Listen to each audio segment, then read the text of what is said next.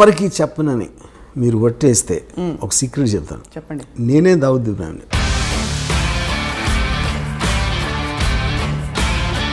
D company more డేంజరసా, RGV company more డేంజరసా అని ప్రశ్న అడుగుతుంది.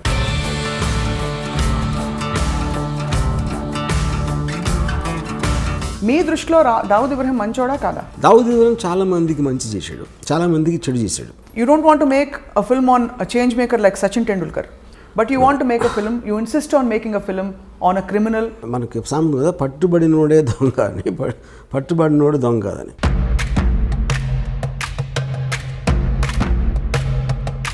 జస్ట్ క్రైమ్ చేశాడు కాబట్టి అతను చెడ్డోడు మంచోడు అంత సింప్లిస్ట్గా చేయడం కరెక్ట్ కాదు. నయంకి ఏదో టెలివిజన్ ఛానల్ పెట్టాలనే ఒక తపన ఉండేదని, అలాంటి ఫ్యాన్సీతో ఆయనే స్వయంగా ఆయన మనుషులే లేకపోతే ఆయన ఆరాధకులు మీ చేత ఏమైనా సినిమా తీయించారని అడుగుతున్నారు.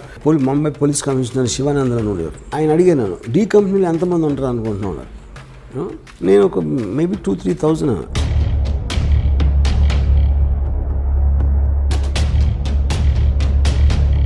ఇది కనిపించిన ఆరో సింహం. ఇది డి కంపెనీ నుంచి ఫోన్ చేస్తున్నాను, బ్రాండ్ కావాలి అక్కడ. ఎలా ఉంటారు వాళ్ళు? మనకన్నా మామూలుగా ఉంటారు. తెలిసి కూడా ఈ సినిమా తీయాలి, దీన్ని వెబ్ సిరీస్గా కూడా తీయాలని చెప్పి అనుకోవడంలో ఆంతర్యం ఏంటి? కృష్ణుడు ఏం చేశాడు? ఈ ఫెసిలిటేటింగ్ ద వార్. మనుషులకి మంచి చేయడానికి ఏం చేయలేదు కదా కృష్ణుడు అక్కడ. ధర్మ సంస్థాపనార్థాయ సంభవామి యుగే యుగే. దేవుడికి అంత పవర్ ఉండేది, చెడ్డవాళ్ళు ఎందుకు సృష్టించాలంట. సో మీరైతే మహాభారతాన్ని కూడా జస్టిఫై చేయట్లేదు ఇక్కడ. ఇట్ ఈస్ లైక్ నండవోళ. ఇంత సున్నితమైన ఈ విషయం మీద మీరు సినిమా తీస్తే మిమ్మల్ని దేశద్రోహి అని ఎవరన్నా అంటే ముద్ర వేస్తే మీరు ఒప్పుకుంటారా? 92 డిసెంబర్లో చాలా మంది ముస్లిమ్స్ని శివసేన వాళ్ళు చంపేశారు అయోధ్య తర్వాత. వాటికి పగ తీర్చుకోవటానికి వీళ్ళందరూ వెళ్ళి కాళ్ళ మీద పడిపోయి మన బాంబేలో మమ్మల్ని బతకనివ్వరు. I'm not telling first of all justifying that Dawood Ibrahim is good for the country or bad for the country. జరిగిన చూపెడతాను. తర్వాత ఆయనకు వారసులు ఉన్నారా? ఒకటి his daughter died because of malaria. అంత పెద్ద క్రిమినల్ కూతుర్ని ఒక దోమ వచ్చి చంపేసినారు. మీ క్రిమినల్ ఇన్ఫ్లుయెన్స్ మీ మీద అయిందే. మీ ఇంట్లో ఫోటో ఉంది, ఆయన పూజను చేసుకుంటారేమో అని నా హృదయంలో ఉన్నాడు. ఒక చిన్న ఎగ్జాంపుల్ చెప్తాను. చెప్పండి. చోటా రాజాను ఒక మనిషి సౌత్య అని ఆల్మోస్ట్ తమ్ముడిలాగా చూసుకున్నాడు. ఒక పర్టిక్యులర్ స్టేజ్లో దావుద్ ఇబ్రాహింకి చోటా రాజానికి గొడవ వచ్చినప్పుడు కలిసి చోటా రాజాని చంపడానికి ప్లాన్ చేసి ఆ ప్లాన్ ఏమో వర్కౌట్ అవ్వదు. చోటా రాజాని పారిపోయాడు. ఇదంతా దుబాయ్లో జరిగింది. అంటే వీడు ఏం చేశాడంటే బాంబే నుంచి నలుగురిని తెప్పించి నేను మొత్తం అన్ని అరేంజ్ చేస్తాను, మీరు వెళ్ళి హాలిడే లాగా వెళ్ళండి దుబాయ్, అక్కడ నా వాళ్ళు వచ్చి సౌత్యాన్ని ఎలా చంపాలో వాళ్ళు ఎక్స్ప్లెయిన్ చేస్తారు, మీరు కన్విన్స్ అయితే చేయండి. వీళ్ళు సరే వెళ్ళారు దుబాయ్లో. మాల్లో బయట ఒక జిమ్ ఉంది. సౌత్య రోజు అక్కడికి వస్తాడు.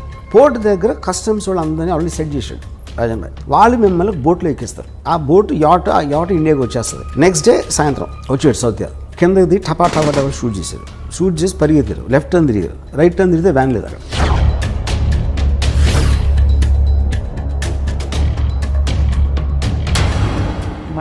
ఓకే, ఇది ఇంకా నేను మీకు ఉరికినాయి మన ఇంటర్వ్యూ కాబట్టి చాలా తక్కువ చెప్పాను. దీని యాక్చువల్ స్టోరీ చెప్తే కింద పడిపోతారు. Doctor Ram Gopal Varma, PhD in under world. ఒక థీసిస్ ఎవరైనా గౌరవ డాక్టరేట్ ఇచ్చేస్తారేమో నాకు భయంగా ఉంది.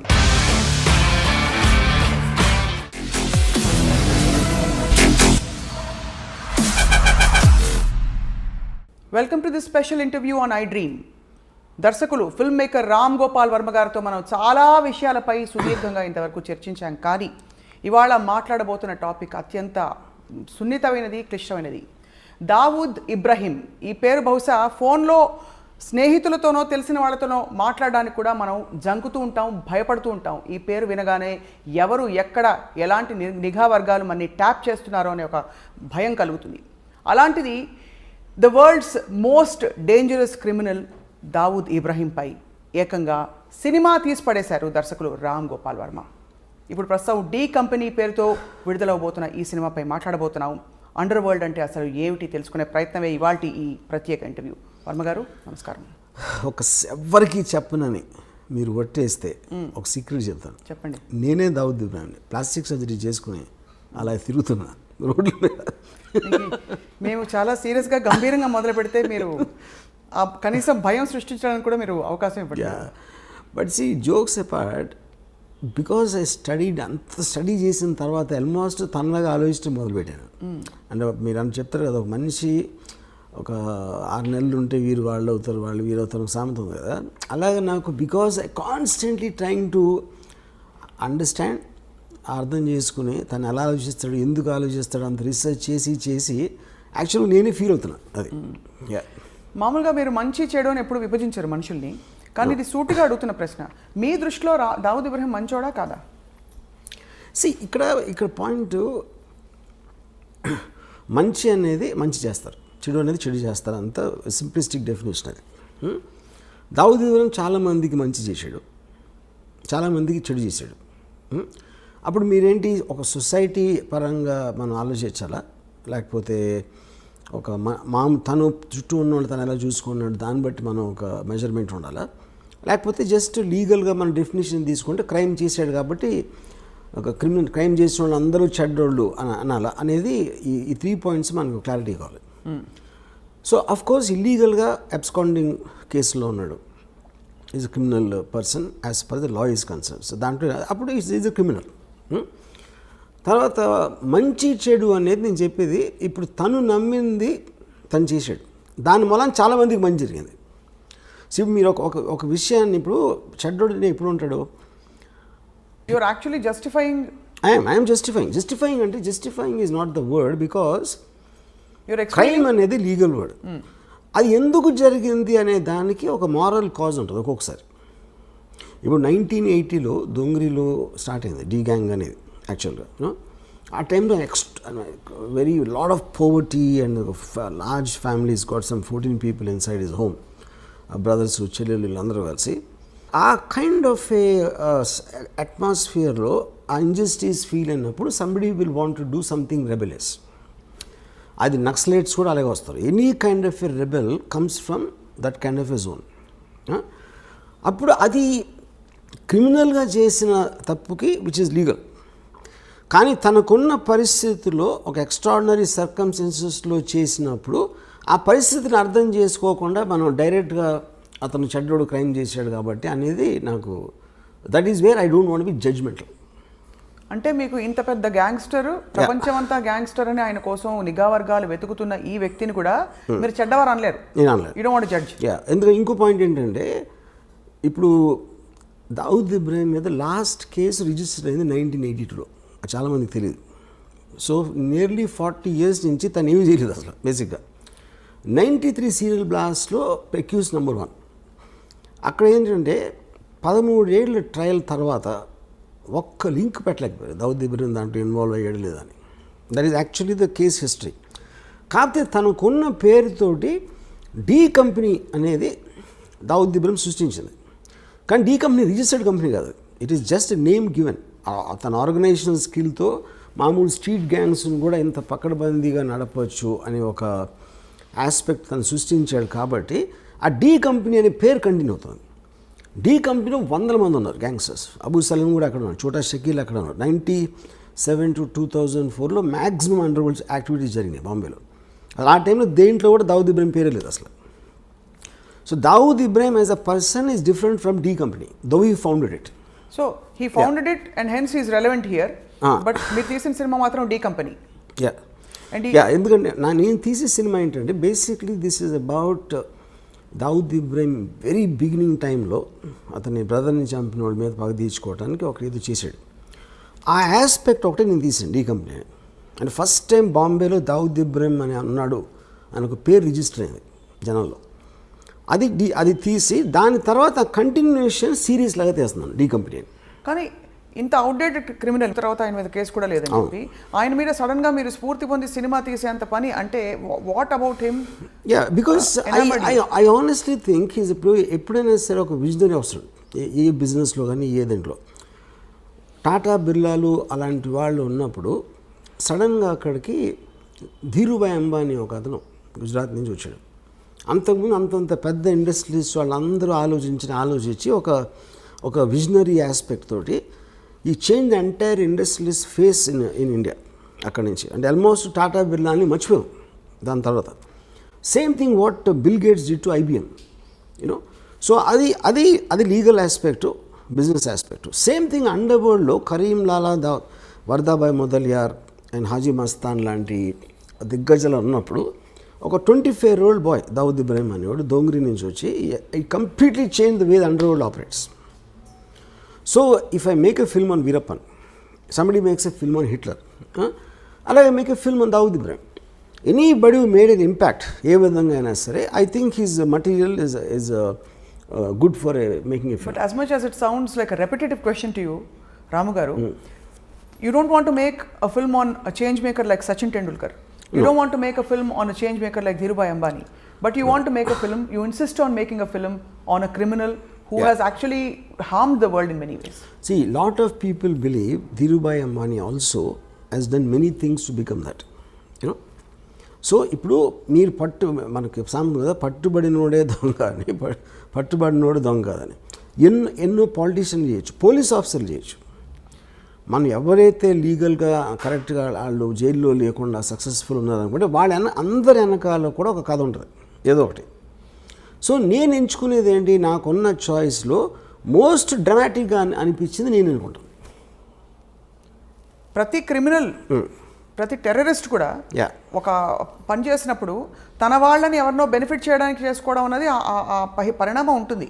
కానీ దట్ స్టిల్ డజంట్ జస్టిఫై. దానికి చట్టాలు ఉంటాయి, పరిధులు ఉంటాయి, ప్రపంచం ఉంటుంది, రూల్స్ అండ్ రెగ్యులేషన్స్ ఉంటాయి. వాటన్నిటిని ఉల్లంఘించి మనుషుల ప్రాణాలతో చెలగాటం ఆడిన వ్యక్తుల మీద. కానీ నేను అదే అంటున్నాను, జస్టిఫై అనే మాట కరెక్ట్ కదా అంటున్నాను. ఇప్పుడు if you are not in other person shoes, okay, అవతలోడి షూస్లో మనం లేనప్పుడు అతను ఏం చేశాడు అనే దాని మీద జడ్జ్మెంటల్ అవ్వటం అనేది నేను చేయను. ఎందుకంటే ఆ పరిస్థితిలో నేనేమన్నా చేసేవాడినా. ఫర్ ఎగ్జాంపుల్ మీరు రాడికల్స్ ఉంటారు అనుకోండి, ల్యాండ్ లార్డ్స్ వాళ్ళని తొక్కేసి వాళ్ళని అరాచకాలు చేసేస్తున్నప్పుడు వాళ్ళు ఏదో ఎదురు తిరిగి ఒక ల్యాండ్ లార్డ్ని చంపేశారు అనుకోండి. చంపటం అనేది చట్టరీత్యా నేరం. Of course they will be punished for that. But ఎలాంటి పరిస్థితుల్లో వాళ్ళని కార్నర్ చేస్తే వాళ్ళు అలా చేయాల్సి వచ్చిందో అనే దానికి, that is what I want talking about moral justification if you care to understand. ఇంకా చాలా సింపుల్ చెప్తాను నేను ఒకసారి పోలీస్ ఆఫీసర్ని అడిగినది, ఇప్పుడు క్రైమ్ చేసిన శిక్షించాలని మీరు అంటారు.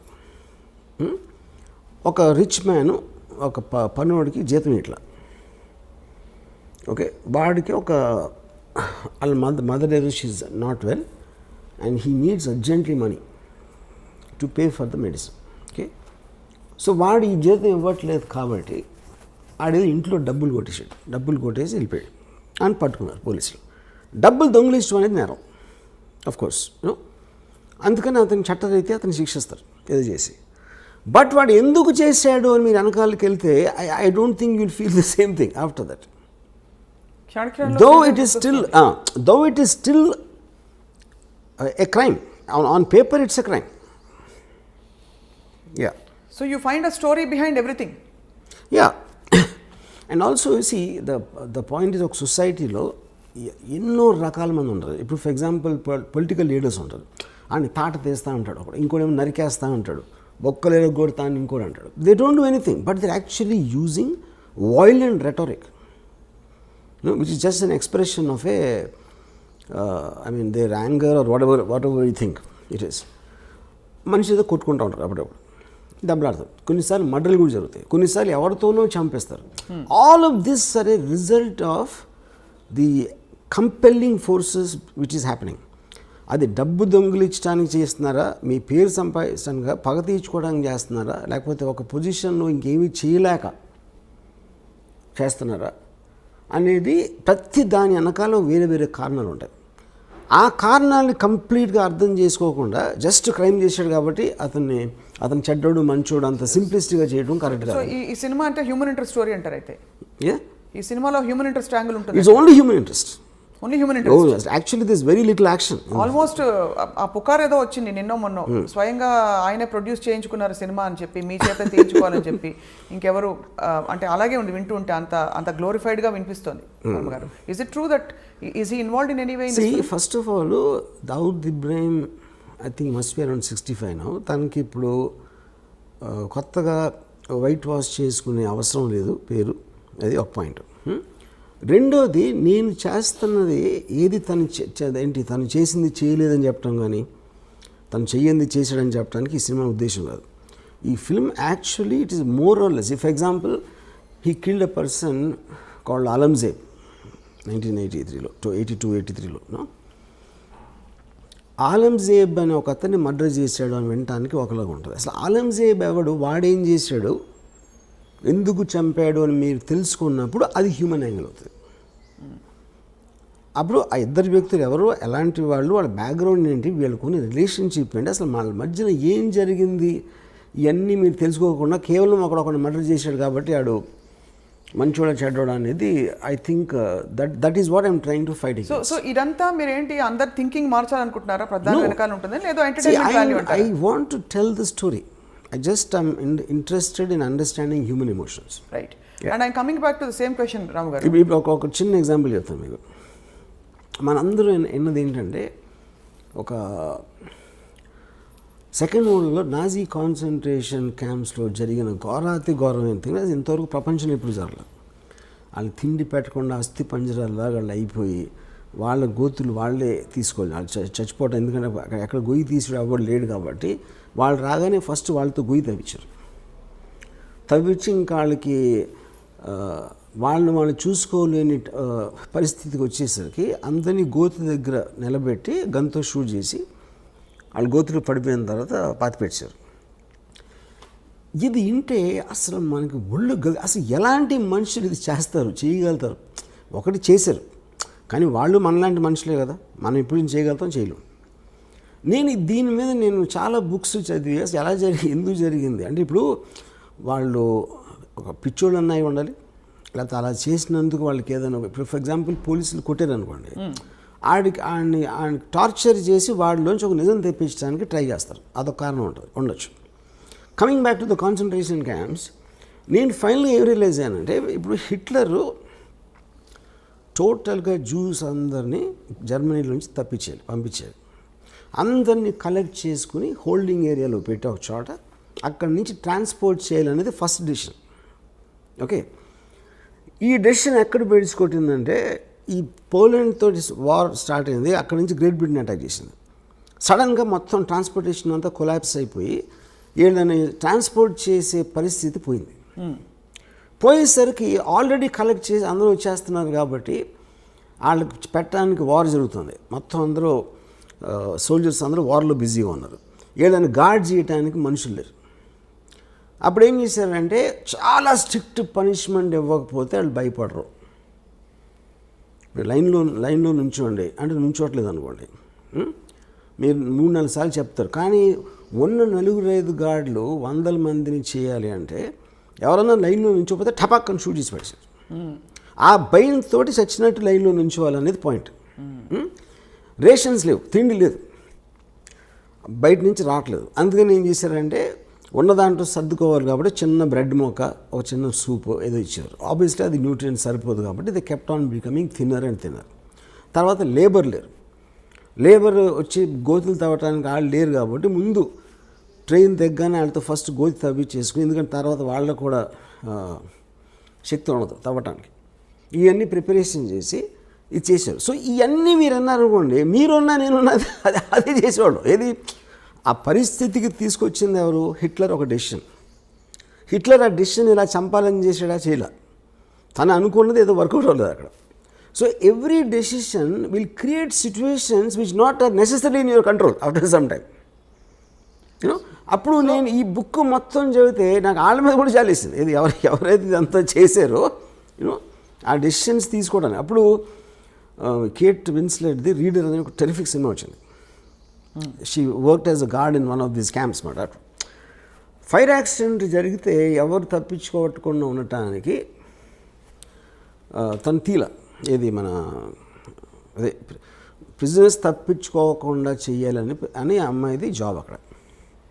ఎప్పుడైతే గేట్లు తీయలేదో వాళ్ళు చచ్చిపోయారు. దాని మీద కోర్ట్ ట్రయల్ జరిగినప్పుడు వాట్ వర్ యూ డూయింగ్ అంటే I was doing my job అంది. నాకు నా గవర్నమెంట్ ఇచ్చిన జాబు ఎట్టి పరిస్థితుల్లోనూ వీళ్ళని తప్పించుకోవడానికి వీల్లేదు. అప్పుడు ఇలాంటి పరిస్థితి వచ్చినప్పుడు ఆ డెసిషన్ సొంతంగా తీసుకోవచ్చా తీసుకోలేరా అనేది పాయింట్ అక్కడ. ఇవన్నీ అంటే వీటికి మీరు ఇస్తున్న జస్టిఫికేషన్ అండర్స్టాండ్, ప్రధాని వెనకాల ఒక కారణం ఉంటుంది, ఒక ఆంతర్యం ఉంటుందని చెప్పి. బట్ దాన్ని దీంతో ఒక విల్లింగ్గా కావాలని వచ్చి ఒక పవర్ కోసం ఎస్టాబ్లిష్ చేసుకున్న ఒక క్రిమినల్, ఒక గ్యాంగ్స్టర్ ఇప్పటికి కూడా ప్రపంచం వెతుకుతుంది ఆయన కోసం. సో అటువంటి సినిమా మీరు తీశారంటే ఖచ్చితంగా 2 కారణాలు ఉండాలి. ఇప్పుడు నయీం గురించి విన్నప్పుడు కూడా నయీంకి ఏదో టెలివిజన్ ఛానల్ పెట్టాలనే ఒక తపన ఉండేదని, ఆయన టీవీలో కనిపించడానికి ఇష్టం అని, అలాంటి ఫ్యాన్సీస్ వాళ్ళకు ఉంటాయని చెప్పి గ్యాంగ్స్టర్స్కి. అలాంటి ఫ్యాన్సీతో ఆయనే స్వయంగా ఆయన మనుషులే లేకపోతే ఆయన ఆరాధకులు మీ చేత ఏమైనా సినిమా తీయించారని అడుగుతున్నారు. మొన్న కూడా ఎక్కడో ఇంటర్నెట్లో వైరల్ అయింది ఈ మాట. Is it right? Is it true? That's not true. First of all gangster అనేది ఒక వర్డ్. అది గ్యాంగ్స్టర్ అనే దాని మీనింగ్ ఏంటి? ఒక గ్యాంగ్ని నడిపేవాడు, లేకపోతే గ్యాంగ్లో పనిచేసేవాడు. ఆయన కాదా gangster? Gang is organise, of course organise crime అనేది గ్యాంగ్స్టర్ బేసిక్గా.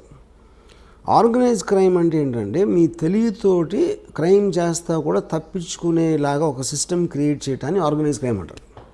లేకపోతే మామూలు క్రైమ్ అది, అప్పటికప్పుడు ఏదో అనుకుని ఒకళ్ళిద్దరు చేసేది. ఒక గ్రూప్ ఆఫ్ పీపుల్ కూర్చుని ప్లాన్ వేసి ఇలా చేస్తే మనం పట్టుబడం, ఇలా చేస్తే మనం పైకి వస్తాం, ఇలా చేస్తే అలా అవుతుంది అని ఒక ప్లాన్ ప్రకారం ఒక గ్రూప్ ఆఫ్ పీపుల్ చేయటాన్ని ఆర్గనైజ్ క్రైమ్ అంటారు. So for example D company ఉందనుకోండి. డీ కంపెనీ నేను ఒక 1999-2000లో ఒక ముంబై పోలీస్ కమిషనర్ శివానందన్ అని ఉండేవారు. ఆయన అడిగాను, డీ కంపెనీలో ఎంతమంది ఉంటారు అనుకుంటున్నారు? నేను ఒక మేబీ 2,000-3,000, మ్యాక్సిమం 20 మంది ఉంటారు. నాకు షాక్ అది.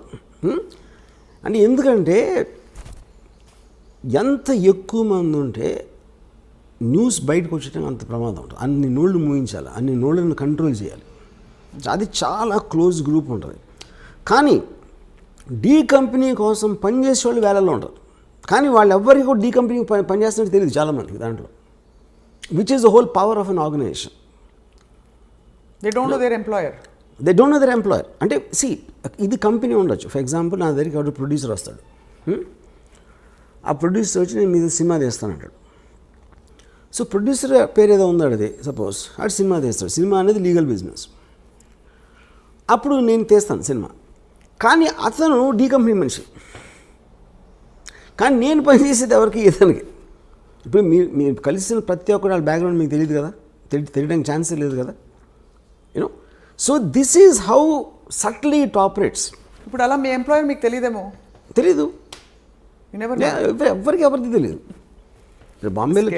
బాంబేలో చాలాసార్లు మీకు ఇలాగా భరత్ భాయ్ షా కేసులో చోరీ చుప్కే సల్మాన్ ఖాన్, ప్రీతి జింటా, రాణి ముఖర్జీ అలాంటి యాక్టర్స్ ఉన్న పిక్చరు నాజీమ్ రిజ్వీ అని ఒకటి ప్రొడ్యూస్ చేశాడు.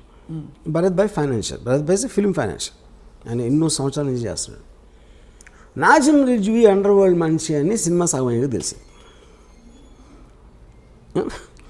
అది ఎవరో చెప్పారు. కానీ అండర్ వరల్డ్ మనిషి అంటే ఏంటి అసలు అర్థం ఏంటి? అది చెప్పండి. అండర్ వరల్డ్ మనిషి అంటే మీరు డైరెక్ట్గా క్రైమ్ చేసే వాళ్ళు ఒకళ్ళు ఉంటారు. అంటే డైరెక్ట్ క్రైమ్ అంటే ఏంటి? లీగల్ డెఫినేషన్లో.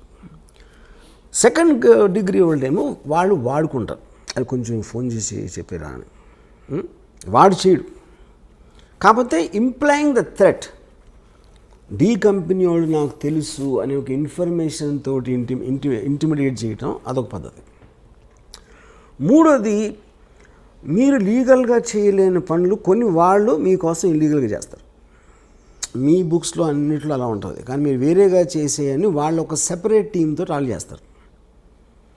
ఓకే, ఫర్ ఎగ్జాంపుల్ లీగల్గా మీరు ఇంపోర్ట్ చేసుకున్నారు అనుకోండి, ఒక 100 VCRలు ఆ టైంలో చెప్తున్నాను, ఇల్లీగల్గా 500 VCRలు వస్తాయి. 500 VCRలు డీ కంపెనీ వాళ్ళు పంచుకుని వాళ్ళు చేసి మీరు ఫెసిలిటేట్ చేసినందుకు మీకు కొంత ఇస్తారు, మిగతా వాళ్ళు తీసుకుంటారు. సో డైరెక్ట్గా ఎవడైతే కంపెనీలో ఉన్నాడో వాడు చేయలేదు, అది వాడు దాన్ని అమ్మలేదు, వాడు కొనలేదు, ఫెసిలిటేట్ చేశాడు అంతే. ఆ ఫెసిలిటేషను 100 VCRలు పోతే 500 VCRలు వచ్చినాయి అని తెలుసుకోవడం అనేది చాలా కష్టం.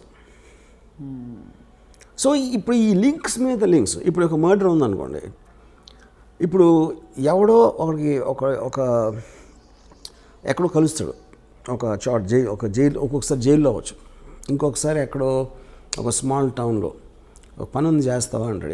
ఏంటండి ఇలా జస్ట్ బాంబే వచ్చి నువ్వు చిన్న గన్ వేస్తావు, ఫలానా ఒక్కడిని షూట్ చేయి అని ఆడికి డబ్బులు ఆఫర్ ఇస్తాడు. వాడేంటి వీడు మాట్లాడేవాడు రషీద్ అనేవాడు అబ్దుల్ అనేవాడు చెప్పాడు అన్నవాడు. ఈ రషీద్ అసలు బాంబే రాడాడు. ఈ అబ్దుల్ని ట్రైన్ ఎక్కించి పంపుతాడు. ఈ అబ్దుల్ అక్కడ దిగి నువ్వు ఫలానా హోటల్లో అక్కడ స్టేషన్ బయట ఎలా ఉంటుంది అక్కడ ఉండవు. మళ్ళీ అక్కడ ఫోన్ వచ్చి నువ్వు బయటకు వచ్చి బాండ్రా బస్ స్టాండ్ దగ్గర నువ్వు వెళ్ళు, అక్కడ గ్రీన్ షర్ట్ బ్లాక్ ప్యాంట్ వేసుకుని అక్కడ కనిపిస్తాడు. ఆడికి నీ పేరు మల్బార్ అని చెప్పి అంటాడు. ఆడు వెయిట్ చేస్తున్నాడు. ఆడ అసలు పేరేమో తక్కువ మీద ఉంటుంది, ఆడేమో సలీం అని చెప్పాడు.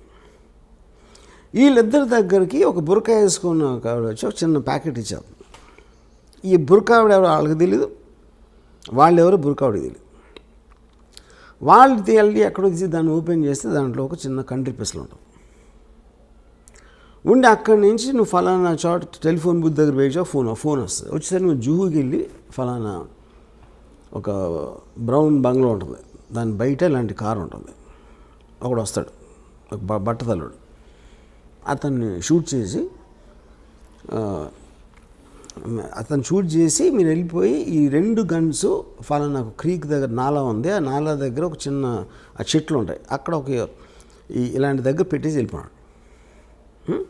వీళ్ళు అది చేసి అక్కడ పెట్టేసి అక్కడ ఒక ప్యాకెట్లో కొంత డబ్బు ఉంటుంది, అది తీసుకుని వెళ్ళిపోయారు. ఇప్పుడేంటి ఈ మొత్తం దాంట్లో రషీద్ ఏం క్రైమ్ చేయలే. వీడు ఫస్ట్ ఎవడైతే అబ్దుల్కి చెప్పాడో వాడు క్రైమ్ చేయలేదు, అసలు ఆడు ఇక్కడికి రాలేదాడు. ఓకే, అబ్దుల్ వచ్చాడు. అబ్దుల్ వచ్చి ఎవడైతే సలీం అని కలిసాడో సలీం ఆడి పేరు కాదు, సలీంగా వీడు అసలు పేరు తెలియదు. ఎవరైతే గన్ను తీసుకొచ్చి ఇచ్చిందో ఆవిడికి ఆళ్ళు తెలియదు, వీళ్ళు తెలియదు. సో ఇప్పుడు పోలీసులు ఇన్వెస్టిగేషన్ చేయడం మొదలుపెట్టి అసలు ఎవరిని పట్టుకుని ఎక్కడికి లింక్ వెళ్ళాలని, కానీ పేపర్లో ఏమొస్తుంది, డి కంపెనీ హ్యాస్ కిల్డ్. వీళ్ళందరూ డి కంపెనీ అయితే కానీ ఎవరికి తెలీదు వాళ్ళు డి కంపెనీ వాళ్ళని. అదే నేను చెప్పేది. ఇప్పుడు ఆ బురక వేసుకున్న ఆవిడకి ఏం చెప్పారు, ఈ ప్యాకెట్ని వాళ్ళకి ఇచ్చి ఏం చెప్పారు ఎవరో. ఇది కనిపించిన ఆరో సింహం ఇది మీరు చెప్తున్న ఈ డి కంపెనీ ఎవరికి తెలియట్లేదు. అదే చెప్పేది. అందుకనే ఇప్పుడు శివనంద్ర ఏం చెప్పారు, most of the people don't know they're working for D company. అది ఎప్పుడు తెలుస్తుంది అంటే వీళ్ళందరికీ ఇద్దరు ఎవరైతే షూట్ చేశారో వాళ్ళిద్దరికీ పేపర్లో చదివాక తెలుస్తుంది వాళ్ళు డి కంపెనీ కోసం చేశారని. సో అప్పుడు ఏమంటాడు, పట్టుబడ్డాడు అనుకోండి, నేను డి కంపెనీ అంటాడు ఆ పేపర్లో చదివాక. కానీ డి కంపెనీ అని చెప్పినా సరే వాడి నుంచి అసలు ఆడికి ఎవడైతే చంపాడో వాడికి లింక్ లేదు. ఫస్ట్ ఆడిద్దరికి బ్యాక్గ్రౌండే లేదు. ఈ గన్ ఎక్కడ దొరికింది, ఎవరో బురకాలు ఇచ్చారు, ఆ బురకాని ఇంపాసిబుల్ ట్రేస్ చేయడం. అసలు ఇది ఎక్కడికి ఎందుకు వచ్చాడు, రషీద్ ఆడు ఏమీ చేయలేదు కానీ. సో మీ ఇన్ని లింకులు చైన్లో పెట్టి మధ్యలో ఒక లింక్ తీసేస్తాను. ఎప్పుడైనా ఇన్వెస్టిగేషన్ కొంచెం కాంప్లికేట్ అయిందంటే ఒక లింక్ తీసేస్తారు. ఫర్ ఎగ్జాంపుల్ రషీద్ ఉన్నాడు అనుకోండి, రషీద్ని ట్రాక్ చేయొచ్చు అని అనుకుంటే రషీద్ని అక్కడి నుంచి తప్పించేస్తారు. So this is what is called organised crime. కానీ మొత్తం దీంట్లో మీకు మెయిన్ బాసెస్ ఎవరైతే ఉన్నారో దుబాయ్లో కానీ ఎక్కడైనా వాళ్ళ పేరు అసలు ఉండదు అక్కడ. వాళ్ళు దుబాయ్లోనే ఉన్నారు. వాళ్ళు దుబాయ్లో ఉండొచ్చు, కరాచీలో ఉండొచ్చు, కెనియాలో ఉండొచ్చు, వేరే కంట్రీస్లో ఉంటారు, నాట్ ఎట్ వన్ ప్లేస్. కానీ పాయింట్ ఏంటి, వాళ్ళని దీంట్లో బుక్ చేయడం అనేది ఇంపాసిబుల్ అసలు మీకు తెలిసినా కూడా. కానీ వాళ్ళ పేరు తెలియని ఎందుకు అనుకుంటారు, వాళ్ళకి బ్రాండ్ కావాలి. ఇప్పుడు ఎవరో తెలియని వాడు మీకు ఫోన్ చేసి బెదిరించాడు అనుకోండి, మీరు బెదరు కదా. డి కంపెనీ నుంచి ఫోన్ చేస్తున్నాను బ్రాండ్ కావాలి అక్కడ. అది ఎవరైనా చెప్పుకోవచ్చు కదా. చెప్తారు కూడా. ఇప్పుడు మన కెమెరా ఎవరైనా చెప్తారు కూడా. కానీ వాళ్ళని ఎట్లా నమ్మి భయపడతారు? ఇప్పుడు ఇంకా ఛాన్స్ తీసుకోవాలంతే. ఇప్పుడు నేను అదే కదా 100% చాలాసార్లు ఈ పెద్ద పేర్లు ఉన్న ఈ పరిటాల రవి కానీ ఫర్ ఎగ్జాంపుల్ ఫ్యాక్షన్ లీడర్స్ వాళ్ళ పేర్ల మీద వేరే వాళ్ళు చాలామంది చేస్తారు అది. సో ఇదంతా ఎక్కడ సేకరించారు వర్మ గారు మీరు ఈ ఇన్ఫర్మేషన్? మీరు డి కంపెనీ మనుషులతో మాట్లాడారా? I spoke to somebody. నాకు ఒక అప్పా చాచా అని ఒక 79 మనిషిని కలిసాను ఒక 2 years back. He is actually member of the D gang. దొంగరీలో ఫస్ట్ స్టార్ట్ అయినప్పుడు he saw Dawood Ibrahim when he was 18 years old. He met him? Yeah, he was with him. అంటే అదే ఏరియాలో ఉంటారు అందరూ కలిసి అదే ఆడుకునే వయసు నుంచి he knows Dawood Ibrahim. So he was a part of the D gang on the beginning years లో. అంటే ఆల్మోస్ట్ దావుద్ ఇబ్రాహిం ఇక్కడి నుంచి 85లో వెళ్ళిపోయాడు బాంబే నుంచి. అప్పటి వరకు he was very close to the inner circle you know. So అలాగా కొంతమంది రిటైర్డ్ పోలీస్ ఆఫీసర్స్, కొంతమంది జైలు నుంచి బయటకు వచ్చిన వాళ్ళు, కొంతమంది ఆ టైంలో చాలా హెవీగా ఇన్వాల్వ్ అయ్యి మళ్ళీ మధ్యలో వచ్చేసి లీగల్ బిజినెస్లోకి వచ్చేసారు కొంతమంది. సో ఇలా ఒక 10-12 పీపుల్ నుంచి నేను సేకరించాను. అండ్ మీరు ఇందాక చెప్పిన స్పెసిఫిక్ ఇది చాలా సున్నితమైన question. I don't even know if I should be asking this question. ఈ డీ కంపెనీలో వర్క్ చేస్తున్న వాళ్ళు అన్ని ధర్మాలకి సంబంధించిన వాళ్ళు ఉంటారు, అన్ని మతాలకు సంబంధించిన ఉంటారు. ఉంటారు. It's not Muslims, all people. Christians ఉంటారు, హిందూస్ ఉంటారు. Like for example Dawood Ibrahim closest person is Hindu, చోటా రాజన్. అండ్ మీరెప్పుడు దావుద్ ఇబ్రాహిం తాలూకు మనుషుల్ని దగ్గరగా కలవలేదు ఎక్సెప్ట్ అప్పా చాచా? వీళ్ళందరినీ కలిసాను, చాలామంది కలిసాను. వీళ్ళందరూ కలిసారు. ఎలా ఉంటారు వాళ్ళు? మనకన్నా మామూలుగా ఉంటారు. మనకన్నా మన మీద ఎక్కువ అనుమానం వస్తుంది. అంటే very very normal looking people అసలు. సో ఈ సినిమా షూటింగ్కి సంబంధించి వర్మ గారు, షూటింగ్ మొత్తం ఇది డీ కంపెనీ ముంబై చుట్టూ తిరగవలసిన కథ. మీరు ఎక్కడో ముంబై కాకుండా ఇతర ప్లేసెస్లో షూట్ చేశారు. ఎందుకంటే 80s ముంబై అనేది ముంబైలో ఉండడానికి ఛాన్సే లేదు. ఎందుకంటే Mumbai it's very very expensive place. ఉన్న రియల్ ఎస్టేట్ అంతా మార్చేస్తారు బిల్డింగ్లు కట్టేసి.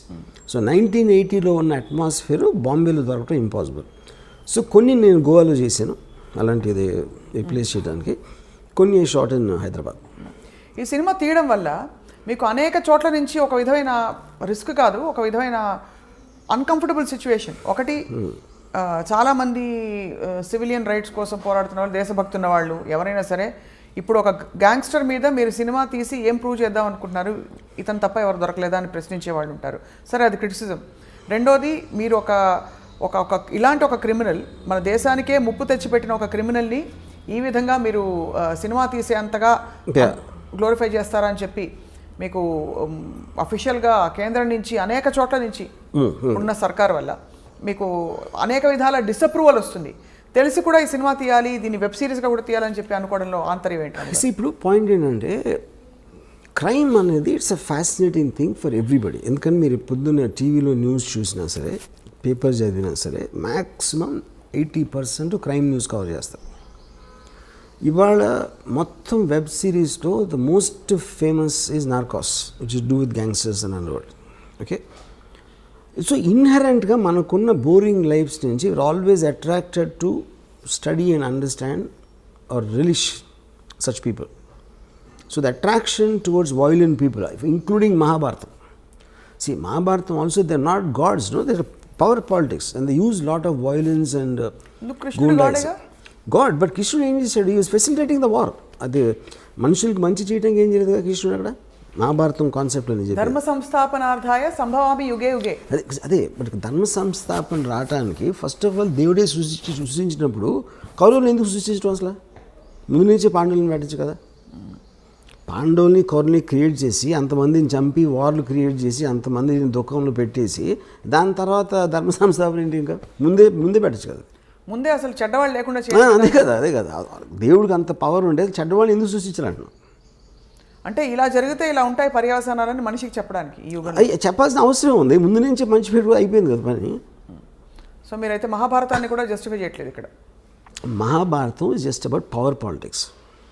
Ramayanam can have a moral thing. తమ్ముడు అన్నని గౌరవించాలి, భార్యని ఇలా చూసుకోవాలి, పరిస్థితిని చూడకూడదు, ఇలాంటి కొన్ని మారల్ ఆస్పెక్ట్స్ అనేది రామాయణంలో ఉన్నాయి. I don't think Mahabharatam is anything to that. Mahabharatam అయితే so what are you trying to say? Mahabharatam కూడా ఒక విధమైన Mahabharatam is about power politics. So you see more like it is like an underworld. అంటే అండర్వరల్డ్ అంటే ఏంటి మీరు చెప్పేది? ఇప్పుడు ఆ టైంలో ఫ్యూడల్ వ్యవస్థలో రాజులు ఉన్నప్పుడు డిక్టేటర్షిప్స్, అది ఎవరికి బలం ఉంటే వాడే గెలుస్తాడు. సేమ్ థింగ్ క్రైమ్ ఆర్గనైజేషన్లో కూడా బలం plays a big role in that. It's about violent physical power. మీరు సివిలైజ్ సొసైటీ వచ్చినప్పుడు లాస్ ఉంటాయి, రూల్స్ ఉంటాయి, వాటి బట్టి నడుస్తాం. కాబట్టి ఏ ఒక్క వ్యక్తికి అంత పవర్ ఉండకూడదు అనే దాంట్లో ఒక ప్యారలల్ సిస్టమ్స్ వస్తాయి.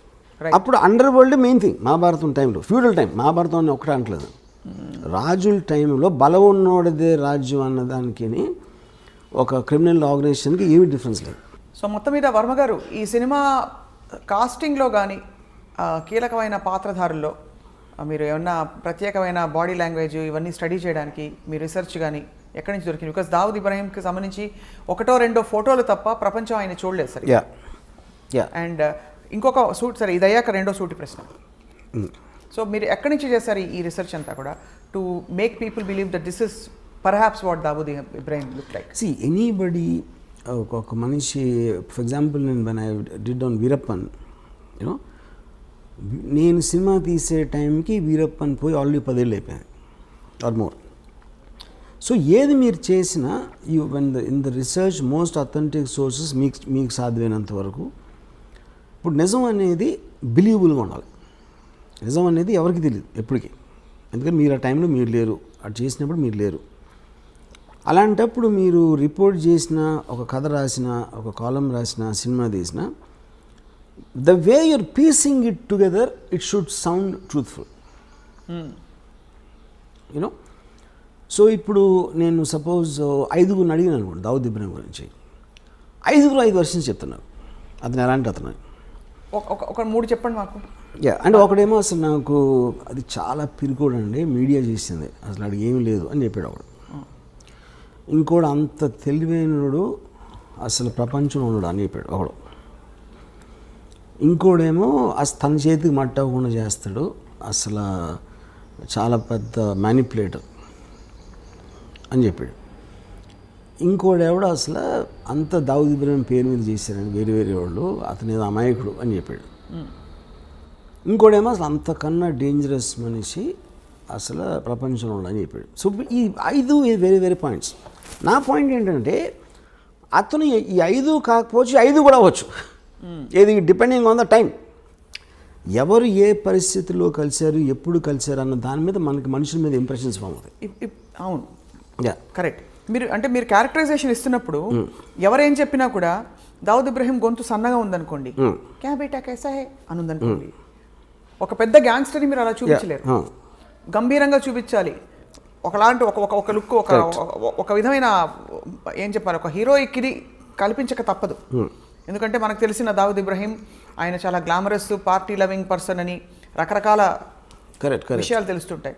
సో ఇవన్నీ ఎలా మీరు సమకూర్చారని అది సిద్ధం చేయి. అప్పుడు మీరు మాట్లాడుతున్నప్పుడు ఎవరితో అయితే మీరు మాట్లాడుతున్నారో వాళ్ళు చెప్పే డీటెయిల్స్ కొన్ని ఉంటాయి. ఆ డీటెయిల్స్ మామూలు ఎవరు చెప్పలేరు డైరెక్ట్గా. ఉదాహరణకి నేను ఈ అప్పా చాచాని, ఈ సాబిర్ని చంపేసినప్పుడు ఫాదర్ ఎట్లా రియాక్ట్ అయ్యాను. ఫాదర్ హెడ్ కానిస్టేబుల్, చుప్చాప్ కొని బయటికి అయినా జస్ట్ రూమ్లో మూల కూర్చుని ఉండిపోయాలి, ఎందుకంటే దొంగరి ఏరియాలో జరుగుతూనే ఉంటాయి దాన్ని. ఇప్పుడు రూమ్లో మూల కూర్చుంటాం అనే డీటెయిల్ నాకు చాలా ఇంట్రెస్టింగ్ అనిపించింది. సెంటర్లో రూమ్ మధ్యలో కూర్చుంటానికి, మూల కూర్చోటానికి ఏదో ఒక తేడా ఉంది అక్కడ యూనో. అంటే ఆల్మోస్ట్ ఎవరి దారిలోకి రాకుండా ఆయన ఒక్కరే కూర్చుని. ఓకే, సో ఆ పాయింట్ ఏంటంటే అప్పుడు చెప్పే విధానంలో ఇలాంటి డీటెయిల్స్ తోటి మనకి ఒక ఇది వస్తుంది యూనో. ఇప్పుడు వీరప్పన్ గురించి నాకు ఒక పోలీస్ ఆఫీసరు ముద్దుమలై ఫారెస్ట్లో ఎప్పుడు కలిసినప్పుడు చెప్పాడు, సరే వీరప్పను పులి మీద తిరుగుతూ ఉంటాడని చెప్పాడు. ఆ మాట చెప్పగానే మనకు ఫస్ట్ పోతుంది, ఎవరు అతను అక్కడ లోకల్ మనిషి, పోలీస్ ఇన్స్పెక్టరు, అయినా కూడా వీరప్పన్ పులి మీద తిరుగుతాడంటే అది ఒకవేళ నిజంగా తిరిగినా మనం నమ్మం. సో నిజం అనేది నమ్మబుల్గా ఉండాలి, అంతేగాని అది నిజమని కాదు బేసిక్గా. దాని తర్వాత మీరు డాట్స్ కనెక్ట్ చేస్తారు. డాట్స్ కనెక్ట్ చేయటువంటి మీనింగ్ ఏంటంటే అంతకుముందు ఎప్పుడూ చెయ్యని వాడు సడన్గా ఇది ఎలా చేశాడు, దీనికి దానికి మధ్య ఏం జరిగింది అని ఒక వర్షన్ ఉండొచ్చు, ఏం జరిగి ఉంటుందని మీ ఇమాజినేషన్ ఉంటుంది. ఆ ఇమాజినేషన్ మీరు అవతలోళ్ళకి చెప్పినప్పుడు అవునేమో అని ఆడు అంటాడు ఒకసారి. ఎందుకంటే ఇప్పుడు నేను ఉన్నాను అనుకోండి, కొంతమంది నన్ను జీనియస్ అంటారు, కొంతమంది ఏమో పెచ్చోడు అంటారు, కొంతమంది అసలు ఏంటి ఏం మాడతాడు ఆడే వాగుతాడు ఏదో అంటారు. But the point is like ఇందాక నేను చెప్పినట్టు మనలో ప్రతి ఒక్కరికి అలా వేరే వర్షన్స్ ఉంటాయి. Right. So finally we will decide to believe one version and that will be your film, that will be the truth. Yeah. But ఇతర విషయాలు దావుద్ ఇబ్రాహీం వ్యక్తిగత జీవితం గురించి మీరు వీరప్పన్కి ప్రేమ కథ పెట్టారు. ఇప్పుడు ఈ సినిమాలో కూడా అలాంటి ప్రేమాయణాలు with his family. Because Dawood is a very women man and he had affairs with a lot of women and yeah. ఈ హెడ్ అఫైర్స్ ఎక్కడో మధ్యలో రకరకాల పుకార్లు వచ్చేవి. బాలీవుడ్లో కూడా ఆయనకి చాలా రిలేషన్షిప్స్ అఫైర్స్ ఉన్నాయి పుకార్లేం కదా ఉన్నాయి. He actually was living with Mandakini, married Mandakini, for nearly 10 years.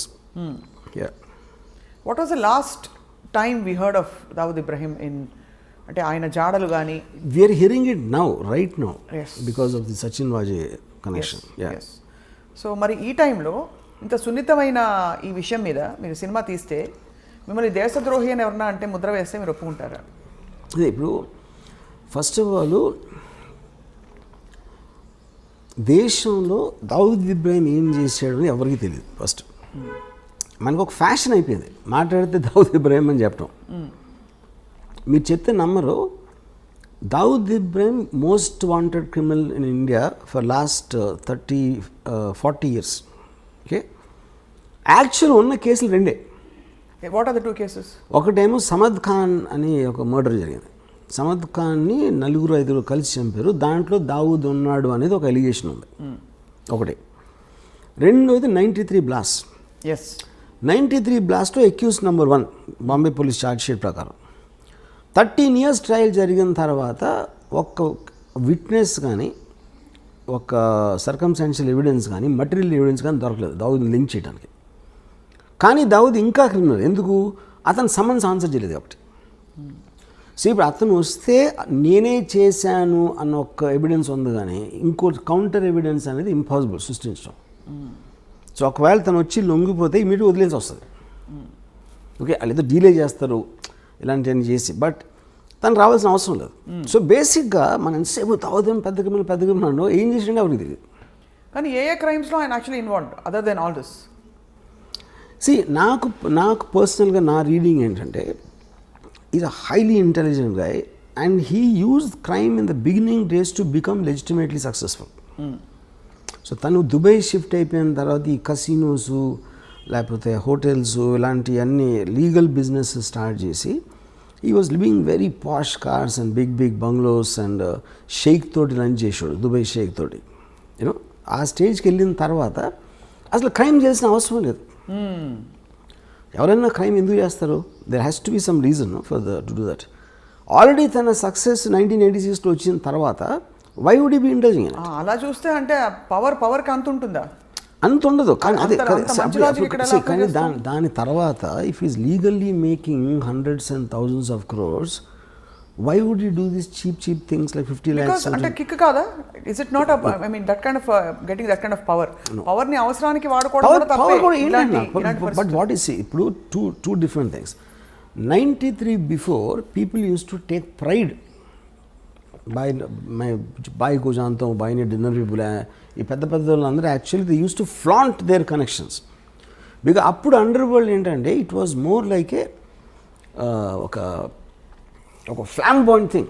గొడవ ఇంటర్నల్ గ్యాంగ్ వార్ఫేర్ అలా ఉండేది, కానీ జనాలు బయట మీదకి వచ్చారు కదా. ఇప్పుడు 93లో టెర్రరిస్ట్ యాంగిల్ జరిగింది. ఐఎస్ఐ మౌలానా 93 బ్లాస్ట్ మౌలానా టెర్రర్ యాంగిల్ అనేది అటాచ్ అయింది. That is when the perception change. కానీ ఆ పర్సెప్షన్ ఎందుకు వచ్చింది? Because the police have charged him, which they can't prove till today. Except for that we never heard of him in any case. Okay, తర్వాత ఇప్పుడు already తను అనిల్ కపూర్, సంజయ్ దత్ లాంటి పెద్ద stars తన పక్కన ఉండి దుబాయ్ షేక్ తోటి లంచ్ చేస్తున్నాడు. Why would he involve in this petty crime? దాని మూలానే మీకు ఆ పవర్ ఎక్కువ. కానీ ఎవరికో ఫోన్ చేసి 50 లక్షలు, 1 కోటి రూపాయలు అని బెదిరించి చేసేది దానికన్నా అదే ఎక్కువ, ఇది ఎక్కువ. అంటే అదే స్థాయిలో 50 crores 50 lakhs 1 crore ఉంటుందని ఎందుకు అనుకోవాలి? ఇంకా పెద్ద స్థాయిలో దేశానికి అంటే చాలా తీవ్ర స్థాయిలో భద్రతకి ముప్పు కలిగించే. That is when the 93 blast happened. 93 బ్లాస్ట్లో బికాజ్ 92 డిసెంబర్లో చాలామంది ముస్లిమ్స్ని శివసేన వాళ్ళు చంపేశారు అయోధ్య తర్వాత. వాటికి పగ తీర్చుకోవటానికి వీళ్ళందరూ వెళ్ళి కాళ్ళ మీద పడిపోయి బాంబేలో మమ్మల్ని బతకనివ్వరు అని మొత్తం బైకలా, దొంగరి, మహమ్మద్ అలీ రోడ్లో ఉన్న ముస్లిమ్స్ మాకున్న దైవం ఒక్కడవే అని చెప్తే ఆ ఎమోషన్లో పగ తీర్చుకోవటానికి ఈ సీరియల్ బ్లాస్ట్ చేసాడు అనేది జనరల్ బిలీఫ్. ఇది even the police. The first part of it is also general belief. ఇది ఇలా ఇలా ఫలానా శివసేన వాళ్ళు No, చంపించారు, అది correct, that is recorded thing అది. దట్ ఈస్ రికార్డెడ్, బట్ దానివల్లే ఇది చేయించారన్నది general belief. Yeah, general belief including the Bombay police charge sheet. అదే ప్రతీకార చర్య. Yeah, to take revenge on the killing of the Muslims in December is why he did the blast అనేది official charge sheet అది. So which means Yeah. ఆయన scale of crime ఒక వ్యక్తిగత cause నుంచి ఒక సమూహానికి సంబంధించిన కాజ్గా పెరిగింది. అండ్ ఈ విషయంలో ఆల్సో కొంచెం దేశ పౌరులు, దేశ భద్రత, ఒక మతపరమైన చర్యగా కూడా మారింది. So he scale of operation has grown.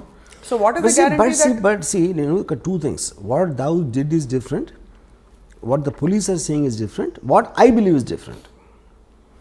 This kind of a person, I believe, will not do it to jeopardize his entire operations. ఎందుకంటే దాని మూలాన మ్యాక్సిమం నష్టం ఎవరికి వచ్చింది? దావుద్ ఇబ్రహీంకి వచ్చింది సీరియల్ బ్లాస్ట్ మూలం. So you because don't, completely cut off from the అందులో ఆయనకు వచ్చేదేం లేదు కానీ ఆయన కాబట్టి ఆయన చేయడంటారు. Yeah, because it's too smart and too selfish to intelligence this public charity. Even if it's triggered religiously. What? Because he's not a religious guy, first of all. He never went to a mosque. Yeah. He never went to a mosque. How do you have evidence of that? But he never talked about God. All Muslims maximum God in front చేస్తారు కదా ఇప్పుడు. Dawood Ibrahim never spoke about God. So ఈ కాంటెక్స్లో వర్మ గారు, your mentioning Anil Kapoor, Sanjay Dutt వీళ్ళందరూ కూడా ఆయన సన్నిహితంగా ఉండేవారు. ఆ సాన్నిహిత్యం అసలు ఎలా ఏర్పడుతుంది అంటే ఒక గ్యాంగ్స్టర్ అని తెలిసే వెళ్తారా బాలీవుడ్ నటులు అంటే? ఎందుకంటే ఆ టైంలో అండర్ వరల్డ్ అనే వర్డ్ మనం ఇప్పుడు యూజ్ చేసిన కాంటెక్స్లో ఉండేది కదా అసలు. వాళ్ళందరూ పవర్ఫుల్ పీపుల్ అక్కడ. బడా ఆద్మీ అని బడా ఆద్మీ బహుత్ ఏ హై ఆయనకెందుకు అని ఒక హీరో లాగా చూసేవారు గ్యాంగ్స్టర్స్ని. వీళ్ళు అందరూ అందరూ కూడా సిటీలో ఇప్పుడు ఫర్ ఎగ్జాంపుల్ పరిటాల రవి ఉన్నాడు. Paritala Ravi very violent and dangerous గా అంటారు. మొత్తం మీకు అనంతపూర్ జిల్లాలో ఎందుకు అందరిని ఎక్కించింది? అందుకే ఎక్కించింది. కానీ ఇక్కడ తేడా ఏమొస్తుందంటే వర్మ గారు, ప్రధానంగా ఒక అబ్స్కాండింగ్ ఇలాంటి క్రిమినల్కి ఒక పొలిటికల్ ఫేస్ ఉండే ఒక తీవ్రమైన వ్యక్తికి there is a big difference. ఈ మనిషి అందుబాటులో ఉన్నారు, ఈ మనిషి తప్పించుకుని వెళ్తున్నాడు కాబట్టి ఎక్కడున్నాడో తెలియదు. ఈచ్ పర్సన్ తను ఉన్న పొజిషన్, తను ఉన్న సిచ్యువేషన్లో తనకు అనుగుణంగా అడ్వాంటేజ్ తీసుకుంటాడు. పరిటాల రవి అనే మనిషి అనంతపూర్లో ఉన్నాడు. అనంతపూర్లో ఏమేమి మనకు వర్కౌట్ అయితే వేరే ఉంటాయి. దుబాయ్లో దావుద్ ఇబ్రహీం అంటే తనకు వేరే వర్కౌట్ అవుతాయి. వీళ్ళకి ఉండే ఫ్యాసినేషన్ ఆయనకి ఫిల్మ్ స్టార్స్ పట్ల ఎందుకు ఉండేది fascination? That is very this because he deliberately wanted to give that colour to the gang. అంటే మనం వీధి రౌడీలాగా ఉండకూడదు, మనని రెస్పెక్ట్తో చూడాలి. జనాలు రెస్పెక్ట్తో ఎప్పుడు చూస్తారు? రెస్పెక్టబుల్ పీపుల్తో ఉన్నప్పుడు చూస్తారు. అందుకని పెద్ద పెద్ద పార్టీలు ఇచ్చి ఈ ఫిల్మ్ స్టార్స్ని, పొలిటికల్ లీడర్స్ని, క్రికెట్ ప్లేయర్స్ని ఇలాంటి అందరినీ ఇన్వైట్ చేసేవాడు. సో వాళ్ళ పక్కన నుంచున్నాడు కాబట్టి తనకు కూడా ఒక లెజిటిమసీ వచ్చేస్తుంది, which is a planned purpose. I did that. Right. And ఎవరెవరు అంటే వెళ్ళకపోయే క్వశ్చన్ ఉండదు. ఆయన దావుద్ ఇబ్రహీం పిలిచాక ఇంపాసిబుల్. యా, రాము అని చెప్పడానికి very big man calls you in a nice way not to do a crime. ఎందుకు వెళ్ళరు మీరు? అంటే ఎందుకు క్రిమినల్స్తో మనకు ఎందుకు అని అనుకోవాలి కదా. అది అంటే ఇప్పుడు క్రిమినల్స్ అంటే ఇప్పుడు పిక్ పాకెట్ క్రిమినలే, దావుద్ ఇబ్రహీం క్రిమినలే. కానీ తనకున్న ఇమేజు ఇప్పుడు ఎవ్రీబడి వాంట్స్ పవర్ఫుల్ ఫ్రెండ్స్. ఫలానా ఒకటి తెలిస్తే ఎప్పుడైనా మనకు పనికొస్తాడు. ఎప్పుడైనా మనం ఏం చేయట్లేదు, మనం క్రైమ్ చేయట్లా. రైట్. కానీ పవర్ఫుల్ పీపుల్ తెలియటంలో తప్పే ఉంది అని ఒక అట్రాక్షన్ అందరికీ ఉంటుంది. ఎప్పుడు అది పోయింది? 90 బ్లాస్ట్ తర్వాత పోయింది. Because that was murder of public innocent people. That was a terror incident. That is when everybody cut of their links with Dawood Ibrahim, which is the reason తను చాలా ఎఫెక్టెడ్ దానికి. అందుకే అలా ఎఫెక్ట్ అతను ముందే తెలుసు కాబట్టి అతను చేసి ఉండడని నా బిలీఫ్. మీ సినిమాలో ఈ ఆస్పెక్ట్స్ అన్ని అడ్రస్ అవుతారా, చేస్తారా అసలు? Of course. అంటే ద 93 బ్లాస్ట్ ఆల్సో ఇవన్నీ they are going to be part of everything. Yeah, yes. And అది సీరియస్లో ఉండదు, సినిమాలో ఉండదు. సినిమాలో 1982 మధ్యలో ఉంటుంది స్టోరీ. సో ఎమర్జెన్స్ వరకు మీ సినిమా, ఆ తర్వాత జరిగిన కార్యకలాపాలు అన్ని సిరీస్, అవన్నీ సిరీస్లో ఉండబోతున్నాయి. So how are you going to, అంటే ఇప్పుడు ఎంత మీరు నార్కోస్ లాంటివి చూసినా ఇది ఒక రియల్ లైఫ్ సంఘటన, అందులో మన దేశానికి సంబంధించిన సంఘటన. సరే మీరు దేశభక్తి ఉందే లేదు అని చెప్పినా కూడా ఎక్కడో అక్కడ మీకు కొంచెం ఉంటుంది కదా, అంటే ఒక విధమైన concern. How are you going to justify making a But series see, on this? I am not telling, first of all, justifying that Dawood Ibrahim is good for the country or bad for the country. జరిగింది journalist చూపెడతాను. Then it's up to the people. ఇప్పుడు నేను మన దేశానికి స్వాతంత్రం తెచ్చింది దావుద్ ఇబ్రాహిం చెప్పట్లేదు కదా నేను. What exactly he's I'm showing that. Right. It is like a documentation of a full story, figure. Yeah, big correct. story that shook up the entire country at one point Yes. of time. Right. Ram Gopal Varma గారు దావుద్ ఇబ్రాహింని ఎప్పుడైనా కలిసే అవకాశం కానీ ఆలోచన కానీ మీకుందా? ఆయనకు ఈ సినిమా తర్వాత ఉంటుంది అనుకుంటారా? I don't think so. ఎందుకంటే Dawood Ibrahim is a highly secretive person. Last మరి ఆ సీక్రెట్స్ అన్ని మీరు బయట పెట్టేస్తున్నారు కదా ఈ సినిమాలో.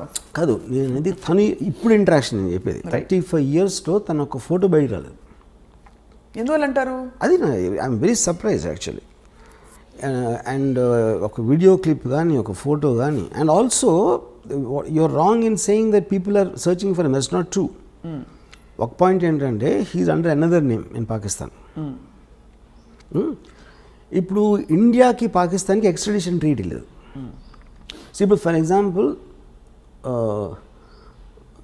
తోబిష్ అని ఒక ముస్లిం ఉన్నాడు అనుకోండి కరాచీలో.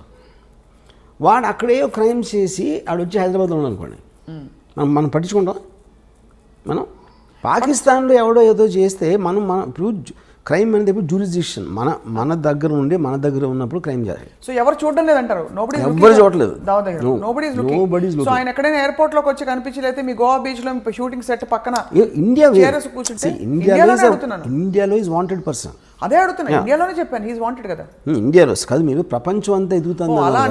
ప్రపంచం అంతా తిరిగి వెతుకుతున్నారని మన వాళ్ళు. They are going world around the world looking for him. No, they're not. They all believe that he is in Pakistan. He is known to be in Pakistan. Yeah. But they can't go into Pakistan, ante. Right. Which is why he is hiding there. But now he is actually in the form of your hero. మీ పాత్రగా ఇప్పుడు తెర ముందుకు వస్తుంది Dawood Ibrahim. So మీ పాత్రని ఇష్టపడతారా జనం? చూసి కష్టపెట్టుకుంటారా? See, anybody you see as a human being, you'll always tend to like him. ఎందుకంటే హ్యూమన్ బీయింగ్స్ ఎమోషన్ కనెక్ట్ అవుతారు, రైట్, లాజిక్ కనెక్ట్ అవుతారు, రేషనాలిటీ కనెక్ట్ అవుతారు, థాట్ ప్రాసెస్ కనెక్ట్ అవుతారు.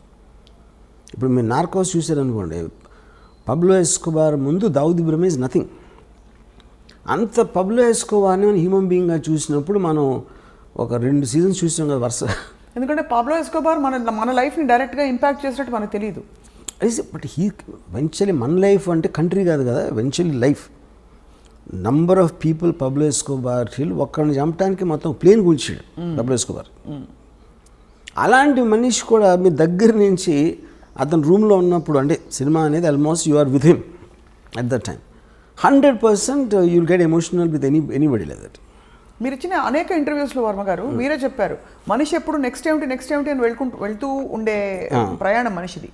ఇప్పుడు ఒక అత్యంత పవర్ఫుల్ అండ్ అత్యంత ఒక డబ్బులుండే పరిస్థితికి వచ్చేసిన ఒక క్రిమినల్ గ్యాంగ్స్టర్ మైండ్లో ఇప్పుడు ప్రపంచం పట్ల, దేశం పట్ల, లేదు మనుషుల పట్ల ఏం ఎమోషన్స్ ఉండుంటాయి, తర్వాత ఆయనకు వారసులు ఉన్నారా, ఇలాంటి డీటెయిల్స్ అన్ని కూడా మనకి బయటపడతాయి. ఒకటి his daughter died because of malaria. అంత పెద్ద క్రిమినల్ కూతుర్ని ఒక దోమ వచ్చి చంపేసింది. ఓకే. ఇంకొక డాటరు మియాందాద్ అనే మన క్రికెట్ ప్లేయర్ గాట్ మ్యారీడ్. ఒక సన్ ఏమో మౌలానా అయిపోయాడు. ఈజ్ ఆల్మోస్ట్ లైక్ ఈక్వల్ పూజారి లాగా. పూజారి. But I think Dawood is a guy, I doubt he will have any familial. నేను విన్నది ఏంటంటే ఇప్పుడు ప్రెజెంట్ లైఫ్ స్టైల్, ఈ sleeps the whole day and is awake the whole night partying అంట. Partying. Yeah, that's the only thing he does every day. He's not with Mandakini anymore. Mandakini ఎప్పుడో తెలిసి. Mandakini I think more than 20 years. Did they have kids together? Do we know of that? Mandakini has a son. Everybody suspects it's Dawood Ibrahim's son, but she doesn't tell that. ఎవరితో మాట్లాడదు. చాలా ఇంట్రెస్టింగ్గా ఉంటుంది. మీరు ఎంత research చేశారు? ఎందుకంటే వాస్తవాలు, యథార్థాలు, కల్పితాలు ఉన్నా ముందు 4 యథార్థాలు దొరికితే 10 కల్పితాలను జోడించవచ్చు. ఇక్కడ దొరకడమే కష్టం, అన్ని ఊహాగానాలే. ఈ మనిషిని ఎవరు చూడలేదు. ఇంకోటి అసలు ఇన్సైట్ కోసం ట్రై చేయరు అసలు. నాకు ఎంతసేపు పైన చూసేసి ఒక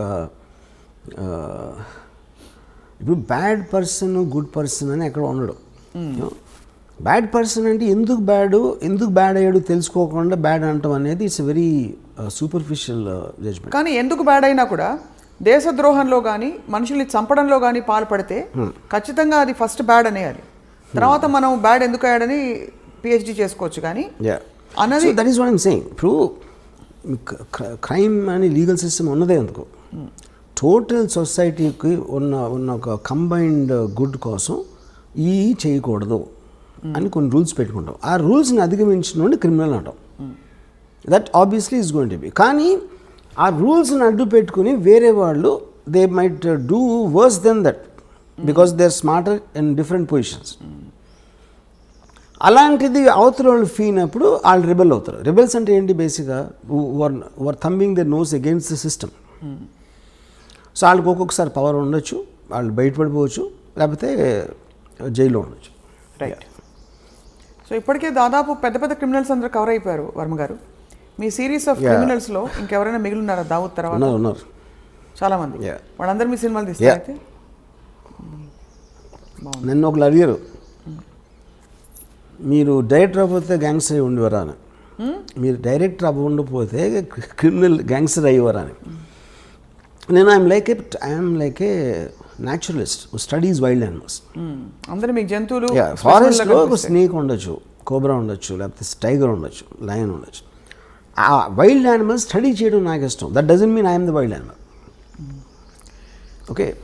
సో ఇప్పుడు నాకు ఒక దాని మీద ఒకడిని చంపాడు అంటే ఆ యాక్ట్ కన్నా ఎక్కువ వాడు చంపే పరిస్థితి, చచ్చిపోయే పరిస్థితి ఎందుకు తెచ్చుకున్నాడు, వీడు చంపే పరిస్థితికి ఎందుకు వచ్చాడు అని స్టడీ చేయడం నాకు ఎక్కువ ఇష్టం. మీరు గతంలో అమ్మాయిల గురించి కూడా ఇలాగే అన్నారు. ఏమని? వైల్డ్ లైఫ్ న్యాచురలిస్ట్ మీరు. అమ్మాయిల గురించి అలా, అమ్మాయిలు అంటే I think that is art for me. అమ్మాయిలు అంటే ఆర్ట్ ఫిల్మ్, నాట్ ఇలాంటి సినిమా కాదు. రైట్. దావుద్ ఇబ్రహీం జంతువు అయింటే ఏమైండేవారు? ఏ జంతువు అయిండేవారు closest? I definitely won't equate him with these dangerous animals. But actually, most dangerous animal is human being. Andukane he can control all the animals. Actually, you know, I can't say fox also. Definitely, I won't equate him neither with a snake nor a tiger. ఇప్పుడు ఒక పెద్ద బ్రహ్మ ప్రశ్న, snake or tiger you're saying, అంతేనా? అంటే snake మనం మామూలుగా పావురా అంటే ఏదో దాక్కుని మనకు కనిపించకుండా కాటేస్తుంది అన్న దాని మీద వచ్చి ఉంటుంది అనుకుంటున్నా. పాము అంటే మనకు తెలీదు ఎప్పుడు కాటేస్తుందో అని. టైగర్ అనేది ఆబ్వియస్ స్ట్రెంగ్త్ అది. కానీ తెలివితేటలు కూడా ఉన్నాయి కాబట్టి నక్క కూడా ఉండొచ్చు. అంటే నక్క పాయింట్ ఏంటంటే పరిగెడతా ఉంటుంది. తెలివిగా ఏం చేస్తుందో నాకు ఇంతవరకు తెలియదు. నక్క తెలివింది అంటారు కానీ అది ఏం తెలివి ఉపయోగించింది నాకు తెలియదు ఇంతవరకు. సో ఇది ఒక అన్ని కలగలిసిన ఒక విచిత్ర జంతువు, అంతేనా? ఇది మోర్ నియరర్ టు దట్. అన్ని కలగలిసిన, అన్ని క్వాలిటీస్ కలగలిసిన ఒక విచిత్ర యూనిక్ జంతువు. ఒక పెద్ద డౌట్, నక్కలాగా ఆలోచించి పాములాగా కాటేసి ఫస్ట్ కాటు పడగానే టైగర్ అయిపోతాడు. I think this is the correct thing. ఇచ్చాదారి సాంపులాగా ఉండడానికి. డి కంపెనీ మోర్ డేంజరసా, ఆర్జీవీ కంపెనీ మోర్ డేంజరసా అని ప్రశ్న అడుగుతున్నారు, అందరూ అడుగుతున్నారు మీరు తీసే సినిమాల్ని బట్టి. ఇప్పుడు పాయింట్ ఏంటంటే సినిమాలో రొమాన్సైజ్ చేస్తారు అని చెప్తారు, లేకపోతే గ్లోరిఫై చేస్తారు క్రిమినల్స్ని. ఇప్పుడు ప్రతి కమర్షియల్ మెయిన్ స్ట్రీమ్ సినిమాలో కూడా పవన్ కళ్యాణ్ 20 మందిని కొట్టాడు, మహేష్ బాబు 50 మందిని కొట్టాడు, ఇంకోటి ప్రభాస్ 100 మందిని కొట్టాడు. అందరు చప్పట్లు కొడుతూ ఉంటారు, ఏలేస్తూ ఉంటారు. వాళ్ళు ఏం చేస్తున్నారు, చట్టాన్ని వాళ్ళ చేతులకు తీసుకుంటున్నారు, ఇర్రెస్పెక్టివ్ ఆఫ్ వాళ్ళు ఏ రోల్ వేసినా. But that is not to be taken seriously because it's a very comic book, fun, entertainment, action. Nobody takes that seriously. Realistic serious లాంటి సత్యాలు లాంటి సినిమాల్లో ఏంటంటే ఎవ్వరు గన్ను తీసుకున్నా వాళ్ళందరూ కుక్క చోచి వచ్చారు ఫైనల్గా. అది గ్లోరిఫై చేయడం ఎట్లా అవుతుంది? అది how am I romanticising? They all look very అంటే మామూలు మనుషులాగా చూపెడుతున్నాను. You are connecting to them, not getting inspired by them. Okay, so this is a connection, not an inspiration. Clearly you are connecting to all these people, all your gangsters. You understand, అంటే మీరు you will understand. ఇప్పుడు ఇందాక నేను concentration example అది చెప్పాను, right? అలాంటి పరిస్థితుల్లో మీరు గార్డ్గా ఉన్నా మీరు ఏం చేస్తారు, అది point. Do you expect any resistance or political flurries on this film? I don't think so, because see, we He's make outdated? film on all lots of criminals. So మీరు బుక్కులు రాస్తున్నారు, లేకపోతే డాక్యుమెంటరీస్ చేస్తున్నారు, ఎవరు సినిమా తీస్తున్నారు, ఏంటి difference? Right. So మొత్తం మీద హిందీ భాషలో విడుదలవుతున్న సినిమా, ఆ తర్వాత వెబ్ సిరీస్ కూడా అనేక భాగాలలో దావుద్ ఇబ్రహీం కార్యకలాపాలపై వర్మ గారు రీసెర్చ్ చేసి మరి రూపొందిస్తున్నారు. Will the same star cast continue Varma garu, or most of them will continue? Tell us a little bit about your casting. అంటే ఈ క్యారెక్టర్స్కి వెతకడానికి మీరు ఆడిషన్ బేసిక్లీ చేశారా? ఇప్పుడు ఆబ్వియస్లీ అంటే నాకు Dawood Ibrahim character I wanted అంటే అతను హీరోలాగా ఉండకూడదు, ఏదో మసిల్స్ సిక్స్ ప్యాక్ వచ్చి ఉండకూడదు. I wanted a very mild looking person who slowly starts growing in the period of time. అతని మైండ్ సెట్ కానీ ఇప్పుడు ఒక అన్నచాటు తమ్ముడులాగా ఉంటాడు most of the time, you know. అప్పుడు ఇది ఆల్మోస్ట్ ఈ యొక్క కాస్టింగ్కి నేను నియర్లీ 35 to 40 పీపుల్ని ఆడిషన్ చేశాను. అండ్ తన brother character is very important సినిమాలో. సో ఆ బ్రదర్కి నాకు తనే పంపాడు, అశ్వత్ దావుద్ ఇబ్రాహిం రోల్ వేస్తున్నాడు. So look for this actor అంటే భలే ఉన్నాడు, ఎవరైతున్నాడంటే నా తమ్ముడు ఉన్నాడు. In real life also they brothers. Yeah. But ఈ ఎమర్జెన్సీ సినిమాలో మరి ప్రేమాయణాలు అవి ఉండవు, అయితే ఉండొచ్చు, ఉన్నాయి కానీ వెరీ లిమిటెడ్ టైం.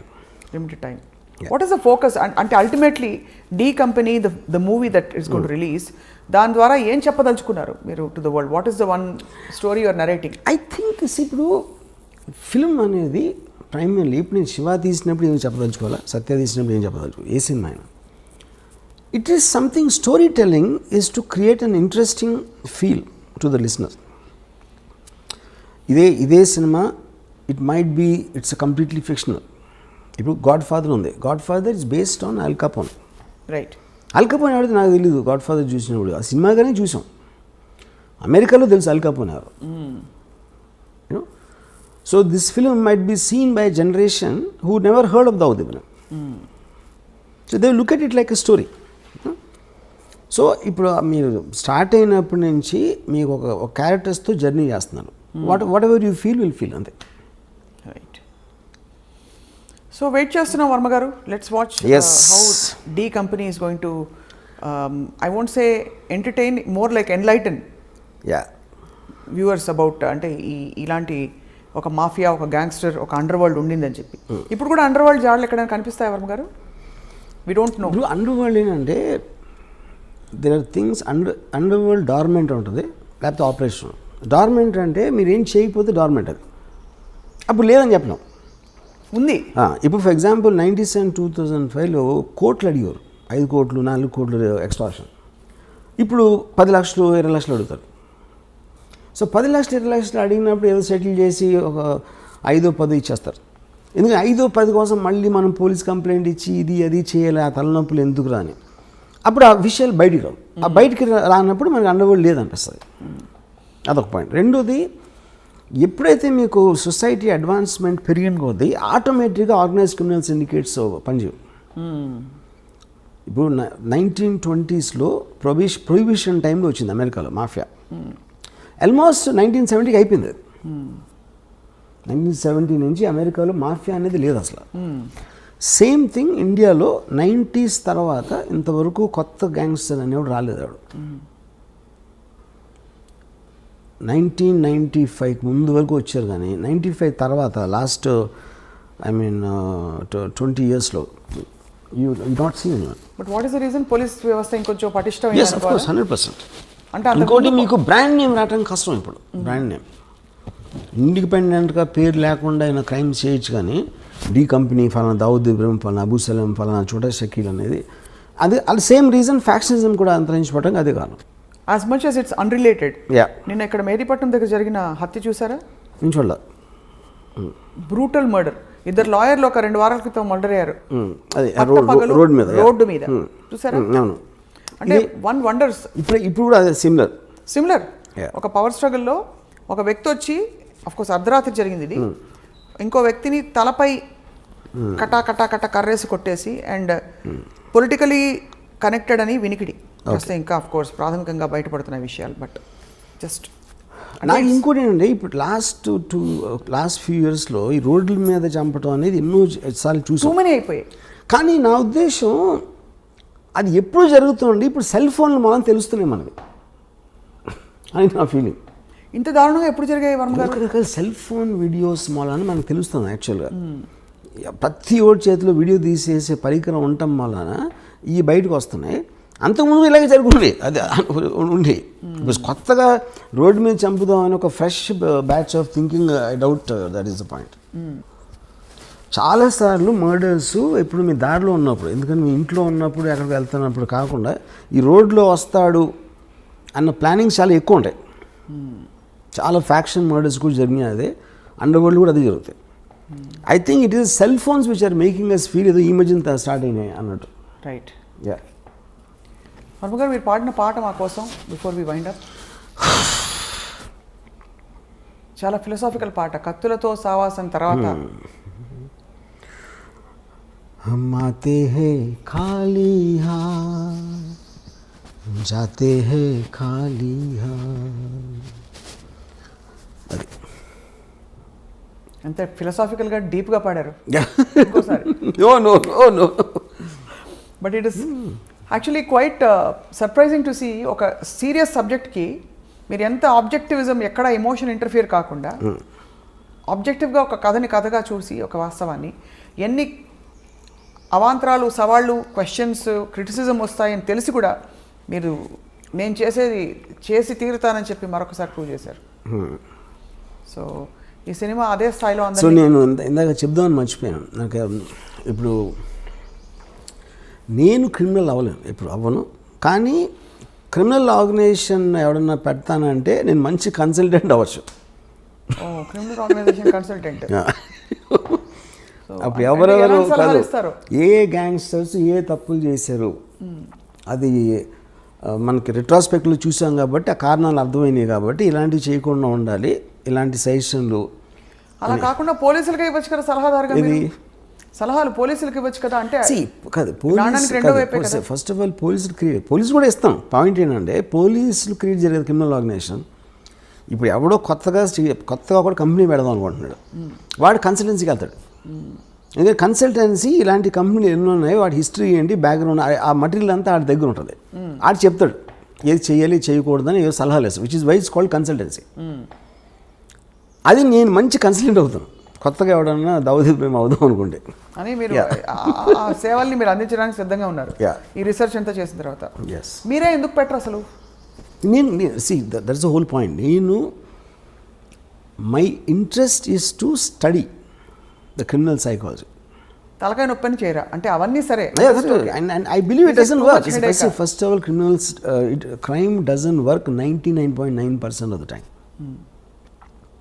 ఏదో ఒకళ్ళు ఇద్దరు సక్సెస్ఫుల్ అయిపోయి బయటకు వచ్చేయడానికి ఛాన్స్ ఉంది, కానీ all of them will either die or end up in jail for sure. And you don't like both? Yeah, why should I? I'd rather really study them and make films. Yeah. So మీరు వాళ్ళకంటే తెలివైన వారు. వాళ్ళ కథల్ని వాడుకుని మీ ఇష్టం వచ్చిన పద్ధతిలో మీరు సినిమాలు తీసి మీరు making money, making a name for your self and creating a controversy and remaining in the centre of things when the actual criminal who gave you the story is not around. So most తెలివైన model Ram Gopal Varma గారు. Yes sir. So on that note, criminals వేరే మీద బతుకుతా ఉంటే నేను criminals మీద బతుకుతున్నా. అదే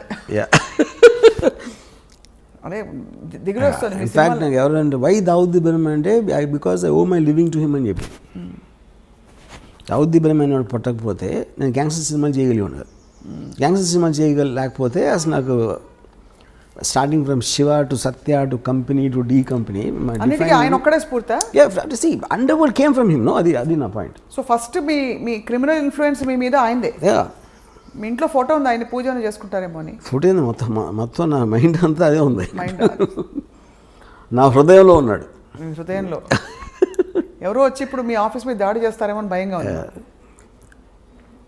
బాగా తెలుసని చెప్పేస్తారేమో మీరు. చాలా మంది నమ్ముతారు అది. మీకు తెలిసిన యాక్చువల్లీ నేను ఇంకా నమ్ముతున్నాను. అంటే నేను ఇంకా నాకు ఎక్కడో లేలగా డౌట్ ఉంది. అంటే ఈ సినిమా తీయించినవి ఎలాగో ఎంప్లాయర్స్ ఎవరో తెలియదు కదా ఈ మోడల్లో. తెలియదు ఎవరు పెట్టుబడి పెట్టించి ఆ చిన్న బుజ్జి సరదా వర్మగారి చేతో సినిమా తీయించుకుందామనే సరదా తీర్చుకుంటున్నారేమో అని. సలీం ఫ్రూట్ అని ఒక ఈజ్ యాక్చువల్లీ చోటా షకీల్స్ బ్రదర్ ఇన్ వాడు. అతను కలిసాను బాంబేలో. నేను దావుద్ ఇబ్రహీం గురించి మాట్లాడుతూ ఉంటే తన ఎక్స్ప్రెషన్ అదేంటిది చూస్తున్నాడు. అంటే తనకి బాగా క్లోజ్. ఓ తనకు తెలిసిన మనిషి గురించి నేను వీడి దగ్గర వింటున్నాను అనేది మాట ఎక్స్ప్రెషన్. అంటే obviously has a different vision. అదే ఇప్పుడు యాజ్ ఎ ఫిల్మ్ మేకర్ ఇప్పుడు నేను ఒక చిన్న టైంలో ఒక మనిషి జీవిత కథని నేను ఇంత టైంలో చెప్పాలంటే ఆటోమేటిక్గా ఒక సినిమాటిక్ ఆస్పెక్ట్ ఉంటుంది. దావుద్ ఇబ్రహీం ఎలా మాట్లాడతాడు, ఏం మాట్లాడతాడు ఒక చెప్తాను. అదే లైను తను ఎప్పుడు వినలేదు అనుకోండి, ఈ సలీం ఫ్రూట్ అనేవాడు ఆటోమేటిక్గా look it a very fake thing. ఇప్పుడు Dawood Ibrahim is not educated గా. ఇప్పుడు నేను చాలా ఫిలాసఫికల్గా మాట్లాడుతూ ఉంటే Dawood Ibrahim philosophy, for example నేను ఇవాళ ఒక ట్వీట్ పెట్టాను, I never intended to be a criminal, I'm just using crime to fast track my legitimate success. Dawood Ibrahim అని కోట్ చేశాను. అది 100% దావుద్ ఇబ్రహీం అని ఉండదు, నాకు తెలుసు. ఆయనకి ఇంగ్లీష్ వచ్చి ఉండదంతా, ఎగ్జాక్ట్లీ ఫ్రేజ్ హిందీలో కూడా అని ఉన్నాడు. కానీ నేను అర్థం చేసుకునేది ఒక స్పిరిచువల్గా పెట్టిన. ఫర్ ఎగ్జాంపుల్ గాంధీ సినిమాలో గాంధీ అన్న ఏ డైలాగ్ కూడా తను ఇప్పుడు అనలేదు లైఫ్ టైంలో. అది రిచర్డ్ యాటన్బర్గ్ స్క్రీన్ ప్లేలో డైలాగ్స్ అయినాయి. సో మీరు ఒక స్పిరిట్ని క్యాప్చర్ చేసినప్పుడు which is what art is about. Art is about what it could be, not about what it is. ఒక మనిషి థాట్ గంటలో చెప్పింది మీరు ఒక కోట్లో వచ్చింది అనుకోండి, ఆ కోట్ ఏంటి పెద్ద స్పీచ్లో ఒకటి వస్తుంది లైన్, మీరు కోట్ ఒక్కటి హైలైట్ చేసినప్పుడు దాని ఇంపాక్ట్ ఎక్కువ ఉంటుంది. అవును. యా, ఇప్పుడు ఆ పెద్ద సీన్లో మళ్ళీ మళ్ళీ దానికి తిరిగి వస్తాను. మీ ఆత్మంతా బయట పెట్టిన ఆ ఒక్క డైలాగ్, ఇతను దొంగగా ఎందుకు మారాడో దాని వెనకాల పెద్ద కథ ఉంది. శ్రీదేవి క్షణం. Actually every criminal will have the very similar story. ఆ స్టార్టింగ్ పాయింట్ అనేది చాలా ఎమోషనల్గా ఉంటుంది without exception. Where is the limit అంటే ఇప్పుడు ఫర్ ఎగ్జాంపుల్ పోవర్టీ ఉంటుంది, 1 కోటి మంది పూర్ పీపుల్ ఉన్నారు అనుకోండి, దాంట్లో క్రిమినల్స్ 10 మంది ఉంటారు, 0.01% క్రిమినల్స్ అవుతారు. సో ద జస్టిఫికేషన్ అనేది మన ఇప్పుడు ఫర్ ఎగ్జాంపుల్ బతుకంతా బానిసగానే ఉండాలి ఒకటి ఫిక్స్ అయిపోతాడు. ఇంకో నేను బానిసగా ఎందుకు ఉండాలి అడుగుతాడు.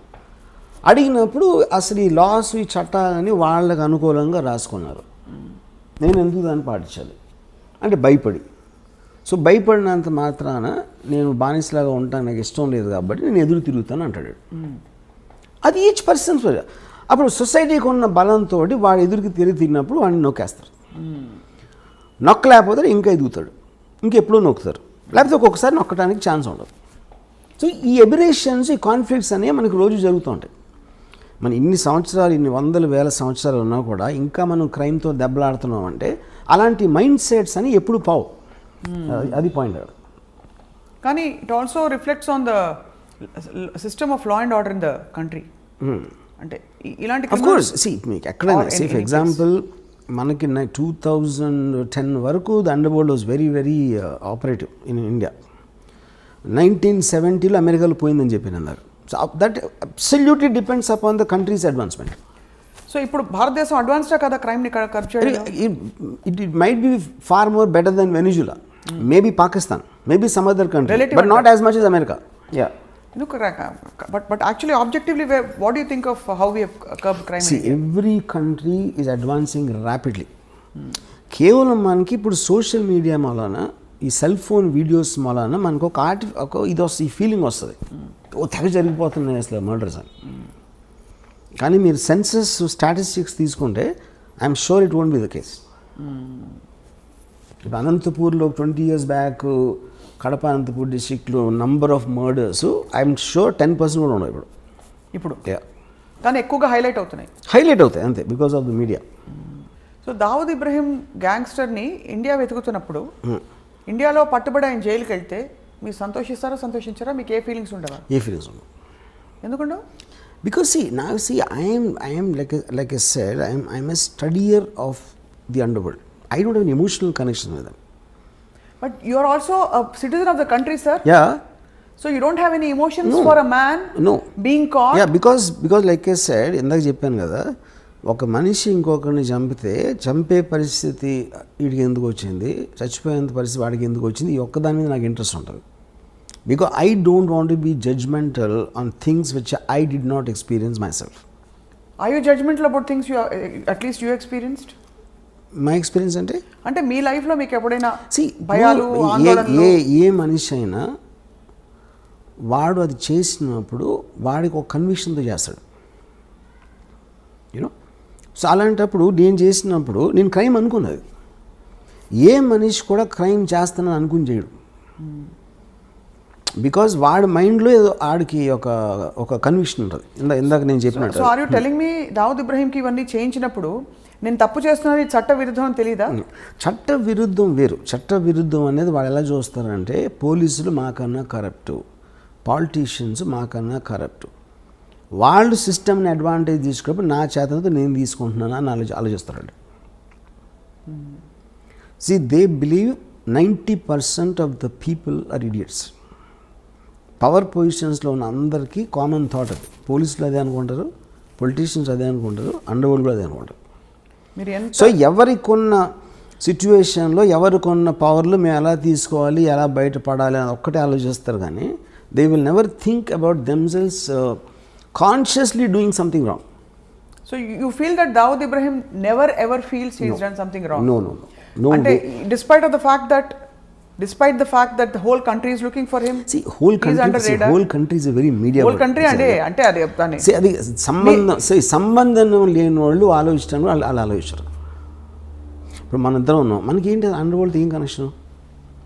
ఇప్పుడు ఈ కెమెరామెన్కి ఏం connection? Then he never touched any part of our life. Okay, so they don't care about us. వాళ్ళు డైరెక్ట్గా ఇన్వాల్వ్ అయిన వాళ్ళు, అది పోలీస్ ఆఫీసర్లా, ఏదో బిజినెస్ మ్యానా, వాళ్ళ దాని మీద వాళ్ళ మనలాగే మీరు ఇంటికి వెళ్ళినప్పుడు మీ ఫ్యామిలీ, మీకు ఉన్న ఇమీడియట్ కలీగ్స్, వాళ్ళు తప్పిస్తే మిగతా ప్రపంచం, మిగతా హైదరాబాద్ సిటీకి మనకేం కనెక్షన్ అసలు? నిజంగా అంత డిటాచ్డ్గా డిస్కనెక్టెడ్గా ఉంటారు మనిషి. అందరూ ఉంటారు, వాళ్ళే కాదు. మనిషి అన్నవాడు ఎప్పుడు వాడి పరిధిలోంచి బయటికి వెళ్ళి వాళ్ళు ఏమనుకోండి, వాళ్ళ పరిధిలో ఉన్న వాళ్ళ గురించి ఆలోచిస్తాడు మ్యాక్సిమం. అది అప్పర్ లిమిట్. సో ఈ బిఫోర్ అంటే వైండ్ అప్ చేసే నేను ఒక చిన్న ఎగ్జాంపుల్ చెప్తాను. చెప్పండి. చోటా రాజన్ ఒక మనిషి సౌత్య అని అతను బాగా అంటే ప్రాటజీ అన్నమాట, ఆల్మోస్ట్ తమ్ముడిలాగా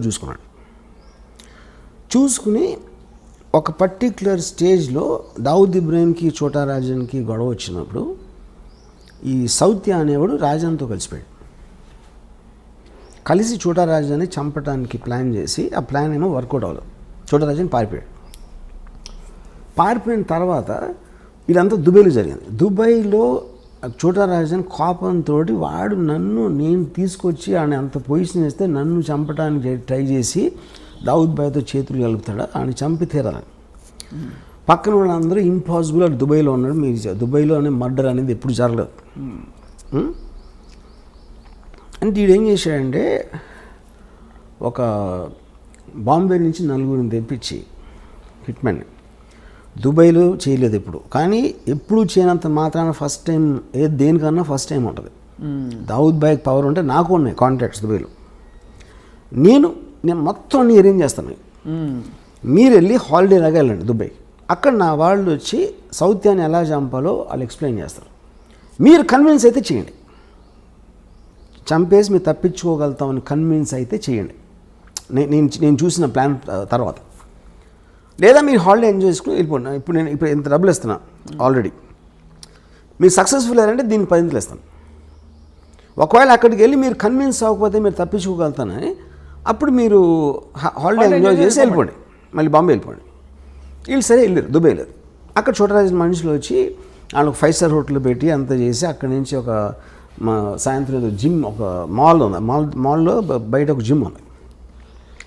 సౌత్య రోజు అక్కడికి వస్తాడు. వీళ్ళు కార్లో కూర్చొని చూశారు, అక్కడ లోపలికి వెళ్ళాడు. ఈ రాజన్ మనిషి తీసుకొచ్చి ఇక్కడి నుంచి మీరు ఈ కొంచెం ఇలా వెళ్ళి లెఫ్ట్కి తిరిగితే ఒక రోడ్డు ఉంది, ఆ రోడ్డు ఇంకో 100 మీటర్స్ చివరికి వెళ్ళి రైట్కి తిరిగితే ఇక్కడ ఒక రెడ్ వ్యాన్ ఉంది. మీరు రేపు సాయంత్రం ఇక్కడ వెయిట్ చేసి సౌత్య రాగానే ఆయన షూట్ చేసి చంపేసి పరిగెత్తి లెఫ్ట్కి తిరిగి రైట్కి తిరిగి వ్యాన్లో కూర్చుంటారు. ఈ వ్యాను డైరెక్ట్గా పోర్టుకి తీసుకెళ్తుంది. పోర్టు దగ్గర కస్టమ్స్ వాళ్ళు అందరినీ ఆల్రెడీ సెట్ చేశాడు రాజన్ భాయ్. వాళ్ళు మిమ్మల్ని బోట్లో ఎక్కిస్తారు, ఆ బోటు యాట్ ఇండియాకి వచ్చేస్తుంది అని డీటెయిల్స్ అన్నీ చెప్పి ఆ రోజు రాత్రి ఆ కస్టమ్స్ వాళ్ళు వచ్చారు కలవడానికి. వచ్చి వాళ్ళందరూ డ్రింక్స్ తాగి ఆ కస్టమ్స్ ఆఫీసర్ ఏం చెప్పాడంటే ఈ బ్లూ గేట్ ఒకటి ఉంది మీ పోర్ట్లోకి వచ్చిన తర్వాత, ఆ బ్లూ గేట్ దగ్గర నేను ఉంటాను, నేను ఫ్రంట్ సీట్లో ఎక్కుతాను, యూనిఫామ్ నేను ఫ్రంట్ సీట్లో ఎక్కగానే ఎవడు నా ఆ వ్యాన్ ఆపడం, నేను డైరెక్ట్గా తీసుకెళ్ళి మిమ్మల్ని యాట్ ఎక్కిస్తాను అని చెప్పాడు. ఈ మొత్తం ఎలాబరేట్ డీటెయిల్ అన్నీ స్టడీ చేసి ఫైనల్గా కన్విన్స్ అయ్యాడు. కన్విన్స్ అయ్యి ఓకేనా. నెక్స్ట్ డే సాయంత్రం వచ్చాడు సౌత్య, కిందకి దిగి టపా షూట్ చేశారు. షూట్ చేసి పరిగెత్తారు, లెఫ్ట్ టర్న్ తిరిగారు, రైట్ టర్న్ తిరిగితే వ్యాన్ లేదు అక్కడ. వ్యాన్ లేదు, ఇవాళ ఇటు హెల్టర్ స్కెల్టర్ అయిపోతే ఈ లోపల దుబాయ్ పోలీసులు వచ్చి పడుకున్నారు. ఇంట్రాగేషన్లో నేను రాజన్ మనుషులు అని చెప్పారు, అది రాజన్ కావాల్సింది. Rajan never wanted them to be escaping. ఈ కస్టమ్స్ వాళ్ళు ఎవరంటే వాళ్ళు యాక్టర్లు, వాళ్ళు కస్టమ్స్ ఆఫీసర్లు కాదు. వాళ్ళు వచ్చి కస్టమ్ ఆఫీసర్ లాగా చేసి వీళ్ళకి నమ్మకం కలిగించడానికి అలా మాట్లాడి ఈ ఫోటోలన్నీ చూపించారు. My goodness. ఓకే, ఇప్పుడు ఎందుకు చేశాడు చోటరాజన్ ఇది? నన్ను మీరు చంపడానికి ట్రై చేసిన నా పొజిషన్లోకి వచ్చినోని దుబాయ్లో మీకు సెంటర్లో చంపానని అని డి కంపెనీకి మెసేజ్ పంపడానికి చేశాడు. అసలు మీరు ఓకే చెప్పేదండి. ఇది అయిపోయింది కదా. నెక్స్ట్ చోటారాజను వీళ్ళ ఫ్యామిలీస్కి ఫోన్ చేసి ఈ నలుగురు ఉరిశిక్ష చేశారు దుబాయ్లో ఫస్ట్ మర్డర్ జరిగింది ఇదే దుబాయ్లో మొత్తం హిస్టరీలో. వీళ్ళ ఫ్యామిలీస్కి ఫోన్ చేసి నేను వాళ్ళకి అబద్ధం చెప్పిన మాట నిజం, ఎందుకంటే నాకు ఒక ప్రెస్టీజ్ క్వశ్చన్ వచ్చింది, నేను చేయాల్సిన అవసరం ఉంది, ఇలాంటి బిజినెస్లో ఎవరో ఒకరిని బలి ఇవ్వకపోతే మనం అనుకునేవి జరగవు. ఇప్పుడు వాళ్ళు మీకోసం మీ పిల్లలకి మీ ఫ్యామిలీస్కి ఎంత మీకు డబ్బు అవసరం అవుతుందో వాళ్ళు సంపాదించి దానికి 2 ఎంతలు నేను ఒక్క షాట్లో ఇస్తాను మీ నలుగురికి అని చెప్పి వాళ్ళు డబ్బు పంపించాడు. సో ఇప్పుడు ఇదంతా చూస్తే అసలు అది మీ జడ్జ్మెంట్ ఫ్యాక్టర్ ఏముంటుంది కదా చెప్పండి నాకు. అంటే డబ్బు పంపించడానికి మంచివాడు అయిపోతాంటారా? మంచోడు అది మీరు చెప్పాలి. కనీసం ఎంత ఎమోషన్స్ వెనకాల ఉంటాయని ఎవరైనా ఊహిస్తాడు అసలు. అది నేను చెప్పేది, అది జస్టిఫికేషన్ కాదా నేను చెప్పట్లా. First of all their hit men ఎవరైతే వచ్చారో, డబ్బులు తీసుకుని చంపటానికి వచ్చే ఇలాంటి మనుషులు ఒక రకం, వాళ్ళకి ఫ్యామిలీస్ ఉండటం కూడా నిజమే, వాళ్ళకి పిల్లలు ఉండటం కూడా నిజమే, వాళ్ళు క్రైమ్లో లేరు, కానీ వాళ్ళ జీవనాలు వీళ్ళ మీద ఆధారపడి ఉన్నాయి. సో వీళ్ళకి అబద్ధం చెప్పి మోసం చేసి తన పని అవగొట్టుకుని వాళ్ళు దుబాయ్ జైల్లో ఉరిశిక్ష చేయించాడు. ఇది లేకపోతే చోటరాజన్ దగ్గర ఇంకోటి ఏముంటుంది చెప్పండి నాకు.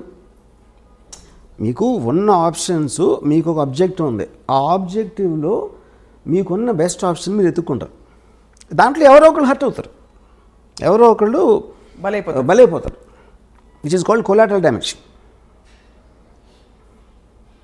ఇప్పుడు హిట్లరు సెకండ్ వరల్డ్ వార్లో లండన్ మీద బాంబు చేశాడు. ఎందుకు చేశాడు?